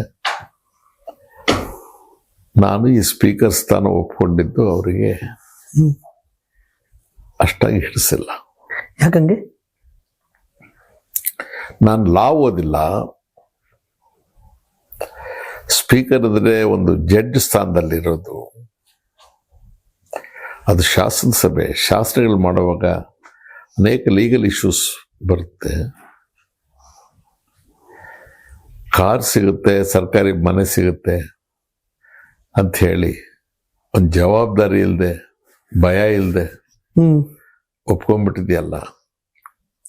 ನಾಳೆ ಏನಾದರೂ ಅಪ್ಕೀರ್ತಿ ಬಂದರೆ ನಾವು ಹೆಂಗೆ ಬದುಕೋದು ಈ ಸಮಾಜದಲ್ಲಿ? ನನ್ನಷ್ಟಕ್ಕೆ ನಾನು ಮರ್ಯಾದೆಗೆ ಇಷ್ಟು ದಿವಸ ಬದುಕಿದೆ ಅಂಥೇಳಿ ಇಂಗ್ಲೀಷಲ್ಲಿ ನನಗೆ ಬಯಕ್ಕೆ ಶುರು ಮಾಡ್ಬಿಟ್ಟು. ಅಣ್ಣ ನಮ್ಮ ಅತ್ತಿಗೆ ಓದಿಲ್ಲ, ನಮ್ಮ ಸೋದರ ಮಾವನ ಮಗಳು. ನಮ್ಮ ಅತ್ತಿಗೆ, ನನ್ನ ಹೆಂಡ್ತಿರು ನಮ್ಮ ಸೋದರ ಮಾವನ ಮಗಳು, ಇಬ್ಬರು ಆಗ್ತಂಗಿದೆ. ನಮ್ಮ ಅತ್ತಿಗೆ ಒಳಗಡೆಯಿಂದ ಗಲಾಟೆ ಮಾಡ್ಬಿಟ್ರೆ ಮಣ್ಣಿನ ಮೇಲೆ. ಏನು ಇಂಗ್ಲೀಷ್ ಬರುತ್ತೆ ಅಂತ ಅವ್ರಿಗೆ ಬೈಯೋದು ಏನೋ ಒಂದು ಒಳ್ಳೇದಾಗಿದೆ. ಹೋಗಿ ಅತ್ಲಾಗಿ ಯಾವಾಗೂ ಬೈಯೋದನ್ನ ತಂದ್ರು. ನಮ್ಮ ಅಣ್ಣ ನಾನ್ ಸೆನ್ಸ್ ಅಂದ್ಕೊಂಡು ಸಿಗರೇಟ್ ಸೇದ್ಕೊಂಡು ಹೊಟ್ಬಿಟ್ರು. ಸ್ಪೀಕರ್ ಆದೆ ಒಂದು ಸ್ವಲ್ಪ ದಿವಸ ಆಯಿತು, ಒಂದು ವರ್ಷ ಆಗಿರ್ಬೋದು. ಯಾರೋ ಬಂದು ನಿಮ್ಮ ತಮ್ಮ ಭಾಳ ಚೆನ್ನಾಗಿ ಕೆಲಸ ಮಾಡ್ತಾನೆ, is A very good speaker ಅದಿಲ್ಲ. ನಮ್ಮ ಅಣ್ಣ ನಕ್ಕೊಂಡು ಆಯ್ತಪ್ಪ ಅಂತಂದವ್ರು. ಈ ಥರದ ಇಕ್ಕಟ್ಟು ನನ್ನ ಜೀವನ. ನಮ್ಮ ಅಣ್ಣ ಕಡೆವರೆಗೂ ನಾನು ರಾಜಕಾರಣಕ್ಕೆ ಬಂದಿದ್ದು ಅವ್ರಿಗೆ ಯಾರಿಗೂ ಇಷ್ಟ ಇರಲಿಲ್ಲ. ಈ ಸ್ಪೀಕರ್ಗೆ ಕಡೆನಾಗ ಏನಪ್ಪ ನೀನು ಲಾನೇ ಓದಿಲ್ಲ, ನೀನು ಯಾವ ಸ್ಪೀಕರು ಅನ್ನೋ ಥರದ ಭಾವನೆ ಅವ್ರಿಗೆ. ಹೊರಗಡೆ ಜನ ಇವರ ಗುಡ್ ಸ್ಪೀಕರ್. ಇವತ್ತೆಲ್ರು ತನ್ನ ಅಣ್ಣನೋ ತಮ್ಮನೋ ಮಗನೋ ಹೆಂಡತಿನೋ ಮಗಳನ್ನೋ ರಾಜಕಾರಣಕ್ಕೆ ತರ್ತಾವ್ರೆ. 1, 2, 3, 4 ಅಂತ ಕ್ಷೇತ್ರಗಳನ್ನ ಹಂಚ್ಕೊಂಡು ರಾಜಕಾರಣ ಮಾಡ್ತಾವ್ರೆ. ನಿಮ್ ಜರ್ನಿ ಮತ್ತು ಆ ಜರ್ನಿಗಳು ನೋಡಿದಾಗ, ಆ ವ್ಯವಸ್ಥೆ ನೋಡಿದಾಗ ಏನನ್ಸುತ್ತೆ ನಿಮ್ಗೆ? ಬುದ್ಧಿಪೂರ್ವಕವಾಗಿ ನಾವು ನಮ್ಮ ವಾರಸುದಾರರಾಗಿ ನಮ್ಮ ಮಕ್ಕಳನ್ನ ಅಷ್ಟೇನು ಅಡ್ವಿಸಿಬಲ್ ಅಲ್ಲ. ಬಟ್ ಅವ್ರ ಮಗನಿಗೂ ಆಸಕ್ತಿ ಇದೆ. ಬಟ್ ಅವ್ರಿಗೆ ಬಹಳ ಸ್ಪಷ್ಟವಾಗಿ ನಾನು ಹೆಂಡ್ತಿದ್ದಾಗಲೇ ಹೇಳಿದ್ದೆ, ನಿನಗೆ ವಯಸ್ಸಾಗಿದೆ, ನಿನಗೆ ಜವಾಬ್ದಾರಿ ಇದೆ, ನಿನಗೆ ಸಾರ್ವಜನಿಕ ಜೀವನ ಇಷ್ಟ ಇದ್ರೆ ನೀನು ಫಾಲೋ ಮಾಡ್ಕೊಪ್ಪ, ನಂದೇನು ಆಕ್ಷೇಪಣೆ ಇಲ್ಲ. ನಾನು ಆ ಥರ ಇದೇನು ಮಾಡೋದಿಲ್ಲ, ನಿಮ್ಮ ಆಯ್ಕೆ. ಬಟ್ ನನ್ನ ಸಕ್ಸಸ್ಸರ್ ಆಗಿ ಬರೋಕ್ಕಾಗೋದಿಲ್ಲ. ಅದನ್ನು ನಾನು ಉತ್ತರಾಧಿಕಾರಿ ಅಲ್ಲ, ಉತ್ತರ ನೀನೇ ಕಂಡ್ಕೋಬೇಕು. ನಿನ್ನ ಭವಿಷ್ಯ ನೀನು ಕಟ್ಕೊಳಂಗಿದ್ರೆ ನಿನ್ನ ಸಾರ್ವಜನಿಕ ಇಷ್ಟೇ, ನನಗೇನು ಆಕ್ಷೇಪಣೆ ಇಲ್ಲ. This is my, even to this minute this is my. ಯಾವ ತರ ಒಳಗಡೆ ಸಂಘರ್ಷ ಆಗಿದೆಯಾ ಈ ಸಿದ್ಧಾಂತ? ಮತ್ತೆ ಒಂಚೂರ ಆಗುತ್ತೆ. ಇದನ್ನೆಲ್ಲ ಬಿಟ್ಟು ನಿಲ್ಬೇಕು ಮನುಷ್ಯ. 2013ರಿಂದ 2018 ಅವಧಿ ಎಲ್ಲ ಪರೀಕ್ಷೆಗಳು ಬರುತ್ತೆ ಮನುಷ್ಯನಿಗೆ. ಗಾಂಧಿಯನ್ನು ಯಾಕೆ ಓದೋದು ನಾವು? ಅಂಬೇಡ್ಕರ್ ಅವ್ರನ್ನ ಯಾಕೆ ಓದದ್ದು? ಅಂಬೇಡ್ಕರ್ ಸತ್ತೋದಾಗ ಮನೇಲಿ ಎಷ್ಟಿತ್ತು ಹಣ? ಆ ಪಾರ್ಥಿವ ಶರೀರನ್ನ ದೆಹಲಿಯಿಂದ ಬಾಂಬೆ ಕಳ್ಸಕ್ಕೆ ದುಡ್ಡಿರೋದಿಲ್ಲ. ಬಾಬು ಜಗಜೀವನ್ ರಾಮ್ ಅವ್ರು ದುಡ್ಡು ಅರೇಂಜ್ ಮಾಡೋದು, ಆಮೇಲೆ ಫ್ಲೈಟ್, ಸ್ಪೆಷಲ್ ಫ್ಲೈಟ್ ಎಲ್ಲ ಹಾಕಿ ಮಾಡಿದ್ರು ಕಳಿಸಿದ್ರು. ಗೌರ್ಮೆಂಟ್ ಆಫ್ ಇಂಡಿಯಾದವ್ರು ಮಾಡಲಿಲ್ಲ ಅವತ್ತು ಅರೇಂಜ್ಮೆಂಟ್. ತನ್ನ ಹೆಣ ತಾನು ಸತ್ತೋದ್ರೆ ಅಕಸ್ಮಾತಾಗಿ ಸಾಗಿಸಕ್ಕೂ ಕೂಡ ಮನೇಲಿ ದುಡ್ಡು ಇಟ್ಟಿಲ್ಲದೆ ಇರ್ತಕ್ಕಂಥ ಒಬ್ಬ ಮಹಾನ್ ಭಾವ ಈ ದೇಶಕ್ಕೆ ಸಂವಿಧಾನ ಬರ್ದ. ನಮ್ದು ಯಾವ್ದು ಮಹಾಸ್ವಾಮಿ, ಯಾರಪ್ಪ ನಾವು? ಕಸ ಅವರು ಓಡಾಡಿದಾರಲ್ಲ, ಗಾಂಧಿ ಆಗ್ಬೋದು, ಅವ್ರ ಕಾಲಿಗೆ ಮೆತ್ಕೊಂಡಿತ್ತಲ್ಲ ಕಸ, ಅದು ಕೂಡ ನಮಗಿಂತ ಶ್ರೇಷ್ಠವಾದದ್ದು. ನಾವೇನಕ್ಕೆ ಇತಿಹಾಸ ಓದೋದು ಏನಕ್ಕೆ, ಇವ್ರನ್ನೆಲ್ಲ ಇಟ್ಕೊಂಡಿರೋದು ಏನಕ್ಕೆ? ನಿಜಲಿಂಗಪ್ಪನವರು ಅವ್ರ ಮಕ್ಕಳು ಬಂದು ಕೇಳ್ತಾರೆ ಅವ್ರ ತಾಯಿಗೆ, ದೇಜವರಾಗ ಒಟ್ಟು ಬರ್ದಿದ್ದಾರೆ ಇದನ್ನು. ಈ ಅಕ್ಟೋಬರ್ 2 ಬಂದ್ರೆ ಖಾದಿ ಬೋರ್ಡ್ನವರು ಕನ್ಸೆಷನ್ ಕೊಡೋರು ಖಾದಿ ಬಟ್ಟೆಗೆ. ಗಾಂಧಿ ಜಯಂತಿ ನಿಜಲಿಂಗಪ್ಪನವರು ಆ ರಿಯಾಯಿತಿ ಇದ್ದಾಗ ಖಾದಿ ಬಟ್ಟೆ ತರಿಸಿ ಮಕ್ಕಳಿಗೆ ಬಟ್ಟೆ ಹೊಲ್ಸೋದು. ನಿಜಲಿಂಗಪ್ಪನವರು ಆ ಹೆಣ್ಮಕ್ಳು ಕಾಲೇಜಿಗೆ ಹೋಗ್ತಾ ಇರ್ತಾರೆ, ಅವ್ರ ಗೆಳತಿಯರೆಲ್ಲ ಒಳ್ಳೊಳ್ಳೆ ಬಟ್ಟೆ, ಮಿಲ್ ಬಟ್ಟೆ ಅದು ಇದು ಹಾಕ್ತಾರೆ. ನಮ್ಗೆ ಯಾವಾಗ್ಲೂ ಈ ಖಾದ್ಯ ಬಟ್ಟೆ ಕೊಡಿಸ್ತೀನಿ, ಅಮ್ಮ ಅಪ್ಪನಿಗೆ ಹೇಳು ನಮ್ಗೆ ಒಳ್ಳೆ ಬಟ್ಟೆ ಕೊಡ್ಸು ಅಂತ ಕೇಳ್ತಾರ. ಅಮ್ಮ ಪಾಪ ಊಟ ಮಾಡುವಾಗ ಮುಖ್ಯಮಂತ್ರಿಗಳಿಗೆ ಹೇಳ್ತಾರೆ, ಅಯ್ಯೋ ಮಕ್ಳು ಹಿಂಗೆ ಹೇಳ್ತಾವ್ರಿ ಅಂತ. ಅವ್ರು ಹೇಳ್ತಾರೆ, ನೀನ್ ಕೇಳ್ತೀಯ, ದುಡ್ಡು ಹೇಳ್ತಾರಣ ಅಂತ ಕೇಳ್ತಾರೆ. ಮುಖ್ಯಮಂತ್ರಿ ಆಗಿದ್ದಾಗ ಅಂತ ನಿಜಲಿಂಗಪ್ಪನವ್ರಿಗಿಂತ ನನ್ನ ಆ ಮಣ್ಣಿನ ಮನೆಯೊಳಗೆ, ಚಿತ್ರದುರ್ಗದಲ್ಲೇ ಮಣ್ಣಿನ ಮನೆಯೊಳಗೆ ಅಲ್ಲೇ ಇರ್ತಾರಲ್ಲ, ಅಲ್ಲೇ ಸಾಯೋದವ್ರು. ಇಷ್ಟೊಂದು ನಿಸ್ವಾರ್ಥವಾಗಿ ಸೇವೆ ಸಲ್ಲಿಸಂತ ರಾಜಕಾರಣಿಗಳ ಮನೆತನ ಏನಾಗಿದೆ ಇವತ್ತು ಅಂತ? ಬೇಡ ಸರ್, ಏನ್ ಬೇಡ. ಇತಿಹಾಸದಲ್ಲಿ ಅವ್ರು ಇರ್ತಾರಲ್ಲ, ಈಗ 1000 ಕೋಟಿ ಮಾಡಿದವರು, ಬಾಂಗ್ನೆಗಳು ಮಾಡೋರು, ಸ್ವಂತ ಹೆಲಿಕಾಪ್ಟರ್ ಏರೋಪ್ಲೇನ್ ಇಟ್ಕೊಂಡವ್ರಲ್ಲ, ಇತಿಹಾಸದಲ್ಲಿ ಇರ್ತಾರ. ಬಂದ್ರು ಹೋದ್ರು ಅಂತ ಆಗ್ತಾರೆ ಅಷ್ಟೇ. ನಿಜಲಿಂಗಪ್ಪನವ್ರ ಹೆಸರು, ಕಾಮರಾಜ್ ಅವ್ರ ಹೆಸರು, ದೇವರಾಜ್ ಅವ್ರ ಹೆಸರು, ಅಂಬೇಡ್ಕರ್ ಹೆಸರು, ಬಸವಲಿಂಗಪ್ಪನವ್ರ ಹೆಸರು, ರಂಗನಾಥ್ ಅವ್ರ ಹೆಸರು ನೀವು ತೆಗೆದಾಕಕ್ಕಾಗತ್ತಾ? ಅವ್ರನ್ನ ಬಿಟ್ಟು ಇತಿಹಾಸ ಬರೀತೀರಾ? ಹೆಂಗ್ ಬರೀತೀರಿ ಹೇಳಿ ಸ್ವಲ್ಪ? ಎಷ್ಟು ಲಕ್ಷ ಸರ್ದಾರ್ ಪಟೇಲ್, ಎಷ್ಟು ಲಕ್ಷ ಕೋಟಿ ಕೊಟ್ಟರು ಆಗಲ್ಲ. ಈಗ ಭಗತ್ ಸಿಂಗ್ನ ಬಿಟ್ಟು ಹಿಸ್ಟ್ರಿ ಬರೀತೀರಾ? ಸುಭಾಷ್ ಚಂದ್ರ ಬೋಸ್ನ ಬಿಟ್ಟು ಇತಿಹಾಸ ಬರೀತೀರಾ? ನೀವು ಎಷ್ಟು ಎಲೆಕ್ಷನ್ ಗೆದ್ರಿ, ಎಷ್ಟು ಏನೇನಾಗಿದ್ರಿ, ಎಷ್ಟು ವರ್ಷ, ಅದು ಕೇಳ್ತಾರ? ನೀವು ಏನ್ ಮಾಡಿದ್ರಿ ಅಂತ ಕೇಳ್ತಾರ? ಈಗ ವಿಧಾನಸೌಧ ಹನುಮಂತಯ್ಯನವ್ರು ಕಟ್ಟಿದ್ರು, ಹನುಮಂತಯ್ಯನವ್ರು ಇಲ್ಲ, ಅವ್ರೇನು ಅದ್ರಲ್ಲಿ ಕೂತ್ಕೊಳ್ಳಿಲ್ಲ. ರಮೇಶ್ ಕುಮಾರ್ ಕಟ್ಟಿದ್ರು ವಿಧಾನಸೌಧ ಅಂತ ಯಾರಾದ್ರೂ ಹೇಳ್ತಾರ? ಅಲ್ಲ, ಹೇಳಿ ಸ್ವಲ್ಪ. ಈ ವಿಧಾನಸೌಧ ಇರೋವರಿಗೆ, ಸೂರ್ಯಚಂದ್ರಾದಿಗಳಿರೋವರಿಗೆ, ಭೂಮಿ ಆಕಾಶ ಇರೋವರಿಗೆ ಹನುಮಂತಯ್ಯನವರು ಇದ್ದು ಬಿಡ್ತಾರೆ. 5,000 ಖರ್ಚು ಮಾಡಿ ಮೊದಲ ಚುನಾವಣೆಯನ್ನ ಗೆದ್ದು MLA ಆಗಿ ವಿಧಾನಸೌಧಕ್ಕೆ ಬಂದು ಕೂತೋರು ಇವತ್ ಮಾತೆತ್ತರ 50 ಕೋಟಿ ಓಟ್ 5,000, 3,000, 100 ಕೋಟಿ ಬೇಕು ಅನ್ನೋ ಸನ್ನಿವೇಶ ಏನನ್ಸುತ್ತೆ? ಇವತ್ತಿನ ಪಾಲಿಟಿಕ್ಸ್ ಏನನ್ಸುತ್ತೆ ಅಂತ? ಇಲ್ಲ, ನಿಜಾನ ಇದೆಲ್ಲ ನಾವು ನೋಡ್ತಾ ಇದ್ದೀವ, ಸತ್ಯನ ಅಂತ ಅನ್ಸುತ್ತೆ. ಅರಸೋರು ನನ್ನ ಗುರುಗಳು ಅಧಿಕಾರ ಕಳ್ಕೊಂಡ್ರು 80ರಲ್ಲಿ. ಅದಂತದ್ದು ಕಾಂಗ್ರೆಸ್ ಯು ಅಂತ, ಅದಕ್ಕೆ ಅಖಿಲ ಭಾರತ ಅಧ್ಯಕ್ಷರು ಅಂತ ಮಾಡಿದ್ರು. ಎಲ್ಲ ಕೆಲ್ಸಕ್ಕೆ ಬಾರದು ಏನೇನು. ನಾವೆಲ್ಲ ಹೋಗಿ ಪೆರುಮಾಳ್ ಅವರು, ಪಟೇಲ್ರು, ನಾನು, ಕೆ ಶ್ರೀನಿವಾಸು, RS ಪಾಟೀಲ್ರು, ನಾಣಯ್ಯನವರು, ಸುಮಾರು ಜನ ಇದ್ವಿ. ಏನೋ ಮಾತಾಡ್ತಾ ಇದ್ವಿ. ನಾನೊಂದು 10 ದಿವಸ ಇರಲ್ಲ ಅಂದರು. ಎಲ್ಲೋಗ್ತೀರಿ ಸರ್? ನನಗೆ ಸ್ವಲ್ಪ ಅರಸೋರ ಹತ್ರ ಸಲಿಗೆ, ನಾನು ಭಾಳ ಚಿಕ್ಕವನು. ನಾನು ಎಲ್ಲೆಲ್ಲೋ ಪಾರ್ಟಿ ಪ್ರೋಗ್ರಾಮ್ಸ್ ಇದೆ, ಉತ್ತರ ಭಾರತದಲ್ಲಿ ಎಲ್ಲೆಲ್ಲೋ ಹೋಗ್ತಾ ಇದ್ದೀನಿ ಅಂತಂದ್ರು. ಎಲ್ಲೋ ಹೋಗಬೇಡಿ ಸರ್, ಸುಮ್ಮನೆ ಇದೆ ಸರ್, ಎಲ್ಲಿದೆ ಈ ಪಾರ್ಟಿ, ನಾವು ರಾಜ್ಯದಲ್ಲಿ ನಮ್ಮ ಕೆಲಸ ನಾವು ಮಾಡೋಣ ಅಂತ. ಇವರೆಲ್ಲ ಬೈದ್ರು ನನಗೆ, ನಾಣಯ್ಯನವರು, ಪಟೇಲ್ರು, ಇರಲ್ಲ, ಹಿಂಗೆ ಏನೂ ಗೊತ್ತಾಗಲ್ಲ, ಅವ್ರ ಮನಸ್ಸಿಗೆ ನೋವಾಗುತ್ತೆ, ನೀನು ಹಂಗೆ ಮಾತಾಡ್ತೀಯಲ್ಲ, ಅವ್ರು ಫೀಲ್ ಆಗ್ತಾರೆ. ಸರಿ, ಕಳೆದೋಯ್ತು. ಆಮೇಲೆ ಎಲ್ಲ ಹೋದ್ವಿ. ಇದು ನಡೆದದ್ದು ಒಂದು 12-1 ಗಂಟೆ. 6-7 ಗಂಟೆಗೆ ಮತ್ತೆ ನಮಗೆ LHಗೆ ಫೋನ್ ಬಂತು, ಈ ಥರ ಅರಸೋರು ಮಾತಾಡ್ಬೇಕಂತೆ, ಬುದ್ಧಿಯವ್ರು ಮಾತಾಡ್ಬೇಕು. ಅರೆ, 4 ಗಂಟೆಗೆ ಇವ್ರಿಗೆ ಫ್ಲೈಟ್ ಇತ್ತು, ಹೋಗಿಲ್ವೇನಂತ ಮತ್ತೆ ಹೋದ್ವಿ. ನನಗೆ ಸ್ವಲ್ಪ ಸ್ವಭಾವ ಹುಡುಗಾಟಿಗೆ, ಅದೆಲ್ಲೆಲ್ಲ ಹೋಗ್ತೀನಿ, ಉತ್ತರ ಇಂಡಿಯಾಕ್ಕೆಲ್ಲ ಹೋಗ್ತೀನಿ ಅಂದ್ರೆ, ಇಲ್ಲೇ ಇದ್ದೀರಿ ಹೋಗ್ಲಿಲ್ವ? ಅಯ್ಯೋ, ಅವ್ರು ಯಾರೋ ಟಿಕೆಟ್ ಕಳಿಸ್ತೀನಿ ಅಂದ್ರಪ್ಪ, ಟಿಕೆಟೇ ಕಳಿಸ್ಲಿಲ್ಲ. 8 ವರ್ಷ ಈ ರಾಜ್ಯದ ಮುಖ್ಯಮಂತ್ರಿ, ಏರೋಪ್ಲೇನ್ ಟಿಕೆಟ್ ಕಳಿಸಲಿಲ್ಲ. ಅವ್ರು ಯಾರು ಹೇಳಿದ್ದವ್ರು? 8 ವರ್ಷ ಮುಖ್ಯಮಂತ್ರಿ ಆಗಿದ್ರು. ಅವ್ರ ಮೇಲೆ ಮಾಡಿದ ಆಪಾದನೆಗಳು ರಾಮ ರಾಮ ರಾಮ, ಇನ್ನು ಯಾರಿಗೂ ಏನು ಈ ಭೂಲೋಕದಲ್ಲಿ ಬಿಟ್ಟೇ ಇಲ್ವನ್ನ ಎಲ್ಲ ಅವ್ರಿಗೆ ತಿಂದಾಕ್ಬಿಟ್ಟಿದಾರೆ ನನ್ನ ಹತ್ರ ಮಾತಾಡ್ಬಿಟ್ಟು. ಅಂಥ ಭ್ರಷ್ಟ.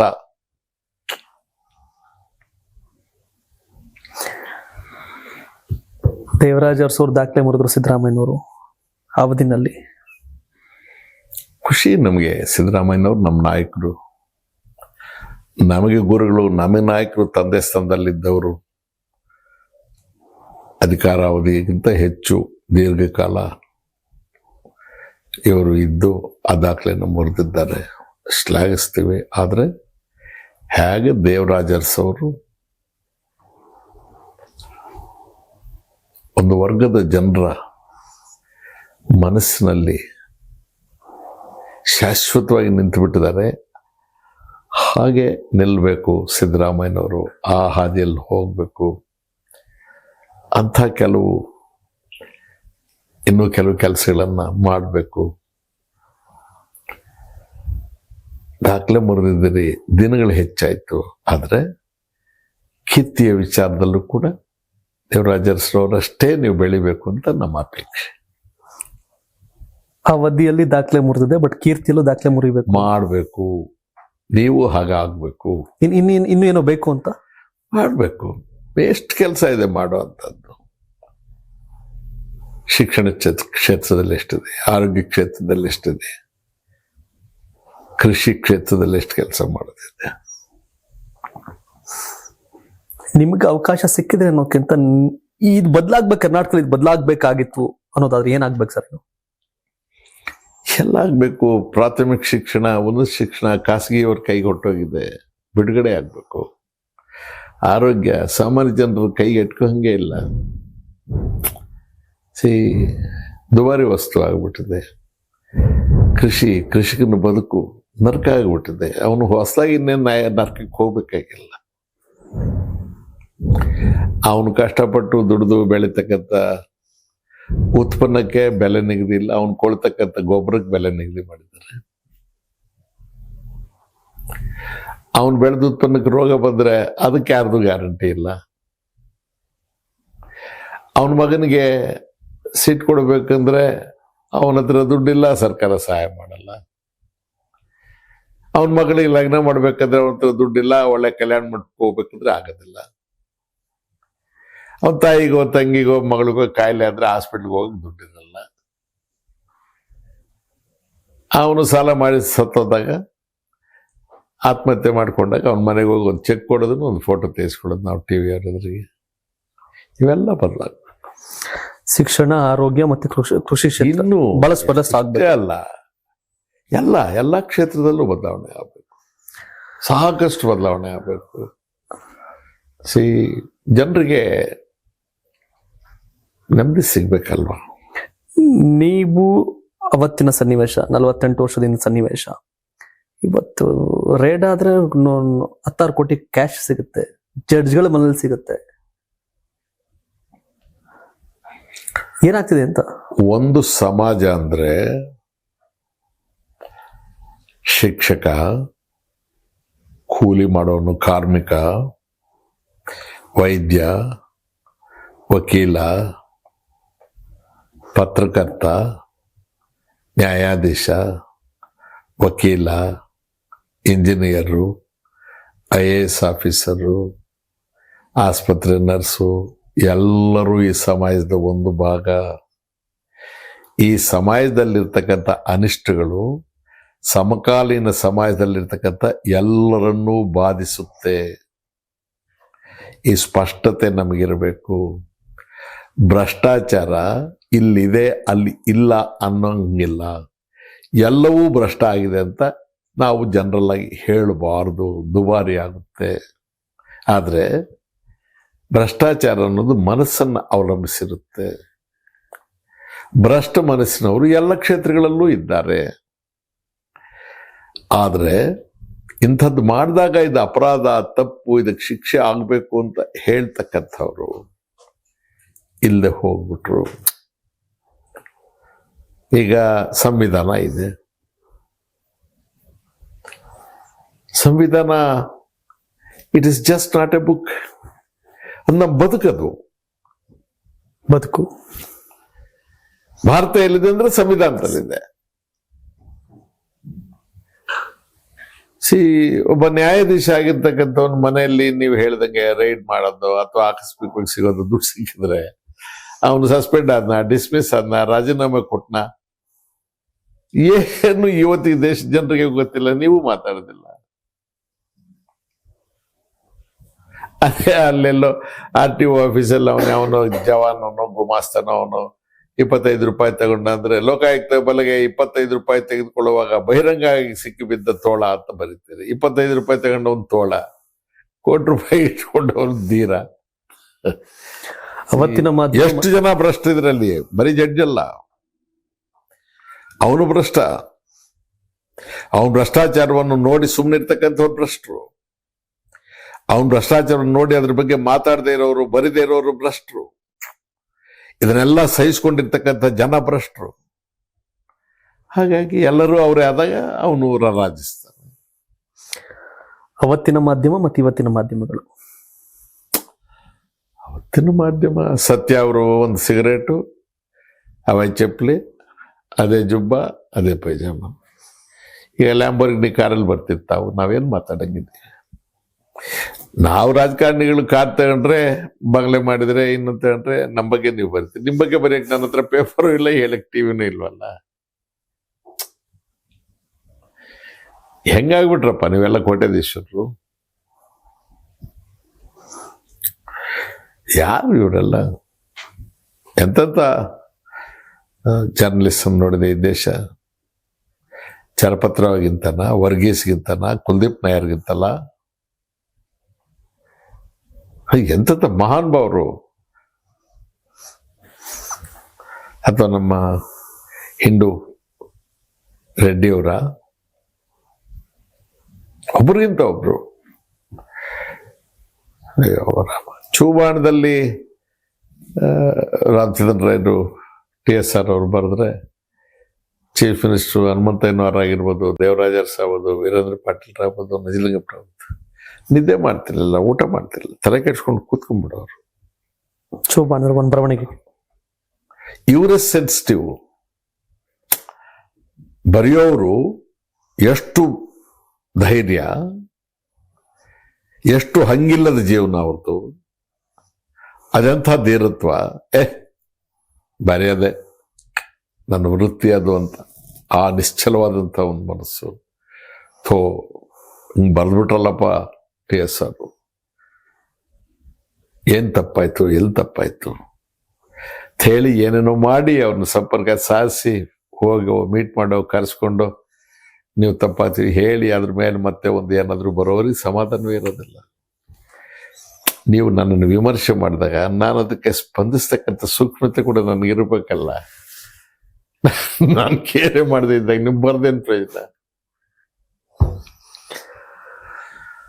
ಚುನಾವಣೆ ಆಗ್ಲಿಲ್ಲ 13ರಿಂದ 18 ಅವಧಿಯ ಸಿದ್ದರಾಮಯ್ಯನವರು ಈ ಪ್ರತಿ ಬಾರಿ ದಿನ 2023ರಿಂದ ಶುರುವಾಗಿ 28 ಈ ಅವಧಿಯಲ್ಲಿ CM ಬದಲಾವಣೆ ಯಾವಾಗ ಅನ್ನೋ ಚರ್ಚೆಗಳು. ಕೃಷ್ಣ ಬೈರೇಗೌಡರು ಹೇಳ್ತಾ ಇದ್ರು, ಈ ಯಾವಾಗ ಅನ್ನೋ ಪ್ರಶ್ನೆ ಬಹಳ ದಾಖಲೆ ಆಗ್ಬಿಟ್ಟಿದೆ, ಗಿನ್ನಿಸ್ ರೆಕಾರ್ಡ್ ಸೇರ್ಬಿಟ್ಟಿದೆ ಅಂತ. ಏನಾಗಿದೆ, ನಾನು ಸೋತೋದೆ. ಸೊ ನಾನು ಸಹಜವಾಗಿ ಶಾಸಕಾಂಗ ಪಕ್ಷದ ಸಭೆ ಇನ್ನೊಂದು ಮತ್ತೊಂದು ನಾವು ಯಾವುದಕ್ಕೂ ಹೋಗಿರೋದಿಲ್ಲ. ಸೊ ಸಿದ್ದರಾಮಯ್ಯನವ್ರನ್ನ ಮಾಡ್ಬೇಕಾದ್ರೆ ಏನು ಮಾತುಕತೆ ಆಗಿತ್ತು, ನಿಜಾನೋ ಸುಳ್ಳು, ಒಪ್ಪಂದ ಆಗಿದೆಯೋ ಆಗಿಲ್ಲೋ, ಯಾರಿದ್ರು, ಯಾರಿಗೆ ಮಾತು ಕೊಟ್ಟಿದ್ರು, ಯಾರಿಗೆ ತೀರ್ಮಾನ, ನಮ್ಗೇನೂ ಗೊತ್ತಿಲ್ಲ. ಪಕ್ಷ ಅವ್ರೇಂತ ಹೇಳಿದ್ರು ಗೊತ್ತಿಲ್ಲ. ಆದರೆ ಇದನ್ನೆಲ್ಲ ಒಂದು ರೀತಿಯ ಜನರಿಗೆ, ಕಾಂಗ್ರೆಸ್ ಪಕ್ಷಕ್ಕೆ ವೋಟ್ ಕೊಟ್ಟಂಥ ಜನರಿಗೆ ಈ ವಿಷಯ ದಿವಸ ತಲೆ ಎತ್ತಿ ಪತ್ರಿಕೆಗಳ ಬಂದು ಹೀಗೆಲ್ಲ ಆಗೋ ಹಂತಕ್ಕೆ ಪಕ್ಷದ ವರಿಷ್ಠ ಮಂಡಳಿ ಬಿಡಬಾರ್ದಾಗಿತ್ತು. ಕರೆದು ಮಾತಾಡಿ ಬುದ್ಧಿವಾದ ಹೇಳಿ ಅವರೇ ಒಂದು ಹೇಳಿಕೆ ಕೊಟ್ಟು ಅವ್ರು ಏನಾದರೂ ತೀರ್ಮಾನ ತಗೊಳ್ಳಿ, ಅವ್ರು ಹಾಗಾದ್ರೂ ತೀರ್ಮಾನ ಮಾಡಲಿ, ಹೀಗಾದ ಇದನ್ನು ಅಂತ್ಯಗೊಳಿಸ್ಬೇಕಾಗಿತ್ತು. ಅಷ್ಟು ಒಳ್ಳೆಯದಲ್ಲ. ಜನತಾ ಪರಿವಾರ, ಕಾಂಗ್ರೆಸ್ಸು ಇದೆರಡರ ನಡುವಿನ ರಾಜಕಾರಣದ ಹಾದಿ ನಿಮ್ದು ಬಹಳ 50 ವರ್ಷ 55 ವರ್ಷ ಜರ್ನಿ. ನಿಮ್ಗೆ ಇಷ್ಟ ಆಗಿದ್ದು ಕಷ್ಟ ಆಗಿದ್ದು ಯಾವುದು ದಿನಗಳು ಅಂತ? ನನಗೆ ಯಾವಾಗಲೂ ಕಷ್ಟದ ದಿನಗಳೇ.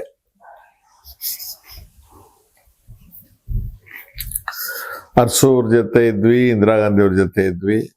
ನಮ್ಮ ಹೆಸರು ಗೊತ್ತಿಲ್ಲ, ಊರು ಗೊತ್ತಿಲ್ಲ, ಕೇರಿ ಗೊತ್ತಿಲ್ಲ, ದುಡ್ಡಿಲ್ಲ, ಕಾಸಿಲ್ಲ, ಜಾತಿ ಇಲ್ಲ. 20,000ದಲ್ಲಿ ಅಸೆಂಬ್ಲಿಗೆ ಗೆಲ್ತೀನಿ. ಇನ್ನು 27-28 ವರ್ಷ ವಯಸ್ಸು. ಎಷ್ಟು ಜನರಿಗಾಗಿರುತ್ತದು? ಸರಿ, ತಿರ್ಕಿನ ಕನಸಿದ್ದಂಗೆ ರಾತ್ರಿ ಮಲಗಿ ಬೆಳಗ್ಗೆ ಏಳಷ್ಟೊತ್ತಿಗೆ 2 ವರ್ಷ ಕಳೆದೋಯ್ತು. ಇಂದಿರಾ ಗಾಂಧಿ ಅವರಿಗೆ, ದೇವರಾಜ ಅರಸು ಅವರಿಗೆ ಮನಸ್ತಾಪ. ಅವರು ಚುನಾವಣೆಯಲ್ಲಿ ಸೋತು ಕಷ್ಟದಲ್ಲಿದ್ದಾರೆ. ಅವ್ರ ಹೆಸರಿನಲ್ಲಿ ನಾವು ಗೆದ್ದು ಬಂದಿದ್ದೀವಿ, ಅವ್ರ ಜೊತೆಗಿರ್ಬೇಕು ಅಂತ ಮನಸ್ಸು. ಅದೇ ಟೈಮ್ ಇವ್ರಿಗೆ ಕಾಯಿಲೆ ಆಗುತ್ತೆ, ಹರ್ಪಿಸ್ ಆಗುತ್ತೆ. ಇವ್ರು ಬದುಕ್ತಾರೋ ಸಾಯ್ತಾರೋ ಅನ್ನೋ ಅನುಮಾನ ಬರುತ್ತೆ. ತಂದೆಗಿಂತ ಜಾಸ್ತಿ ಬೆಳೆಸಿದವರು ಹೇಗೆ ಇವ್ರನ್ನ ಬಿಟ್ಟಿರೋದಂತ. ಇವ್ರನ್ನ ಹಿಡ್ಕೊಳಕ್ ಹೋದ್ರೆ ಅವ್ರನ್ನ ಬಿಡಬೇಕು, ಅವ್ರನ್ನ ಬಿಟ್ರೆ ಇವ್ರನ್ನ ಹಿಡ್ಕೊಳ್ಬೇಕು. ಕಡೆಗೆ ಅರಸೋರ ಸ್ಥಿತಿ ನೋಡಿ ಇರಬೇಕು ಅಂದ್ಕೊಂಡ್ವಿ. ಒಂದು ದ್ರೋಹ ಮಾಡ್ಕೊಂಡಿದ್ದಾಯ್ತು. ಯಾರ ಹೆಸರಲ್ಲಿ ಗೆದ್ದಿದ್ವೋ, ಯಾರನ್ನ ಫೋಟೋ ತೋರಿಸಿ ಗೆದ್ದಿದ್ವೋ, ಇಂದಿರಾ ಗಾಂಧಿ ಅವ್ರಿಗೆ ದ್ರೋಹ ಮಾಡಿದ್ದಾಯ್ತು. ಸರಿ, ಒಳ್ಳೇದೋ ಕೆಟ್ಟದ್ದೋ ಅರಸೂರ್ ಜೊತೆಗೆ ಇದ್ಬಿಟ್ವಿ. ಅರಸೂರ್ ಸತ್ತೋಗ್ಬಿಟ್ರು.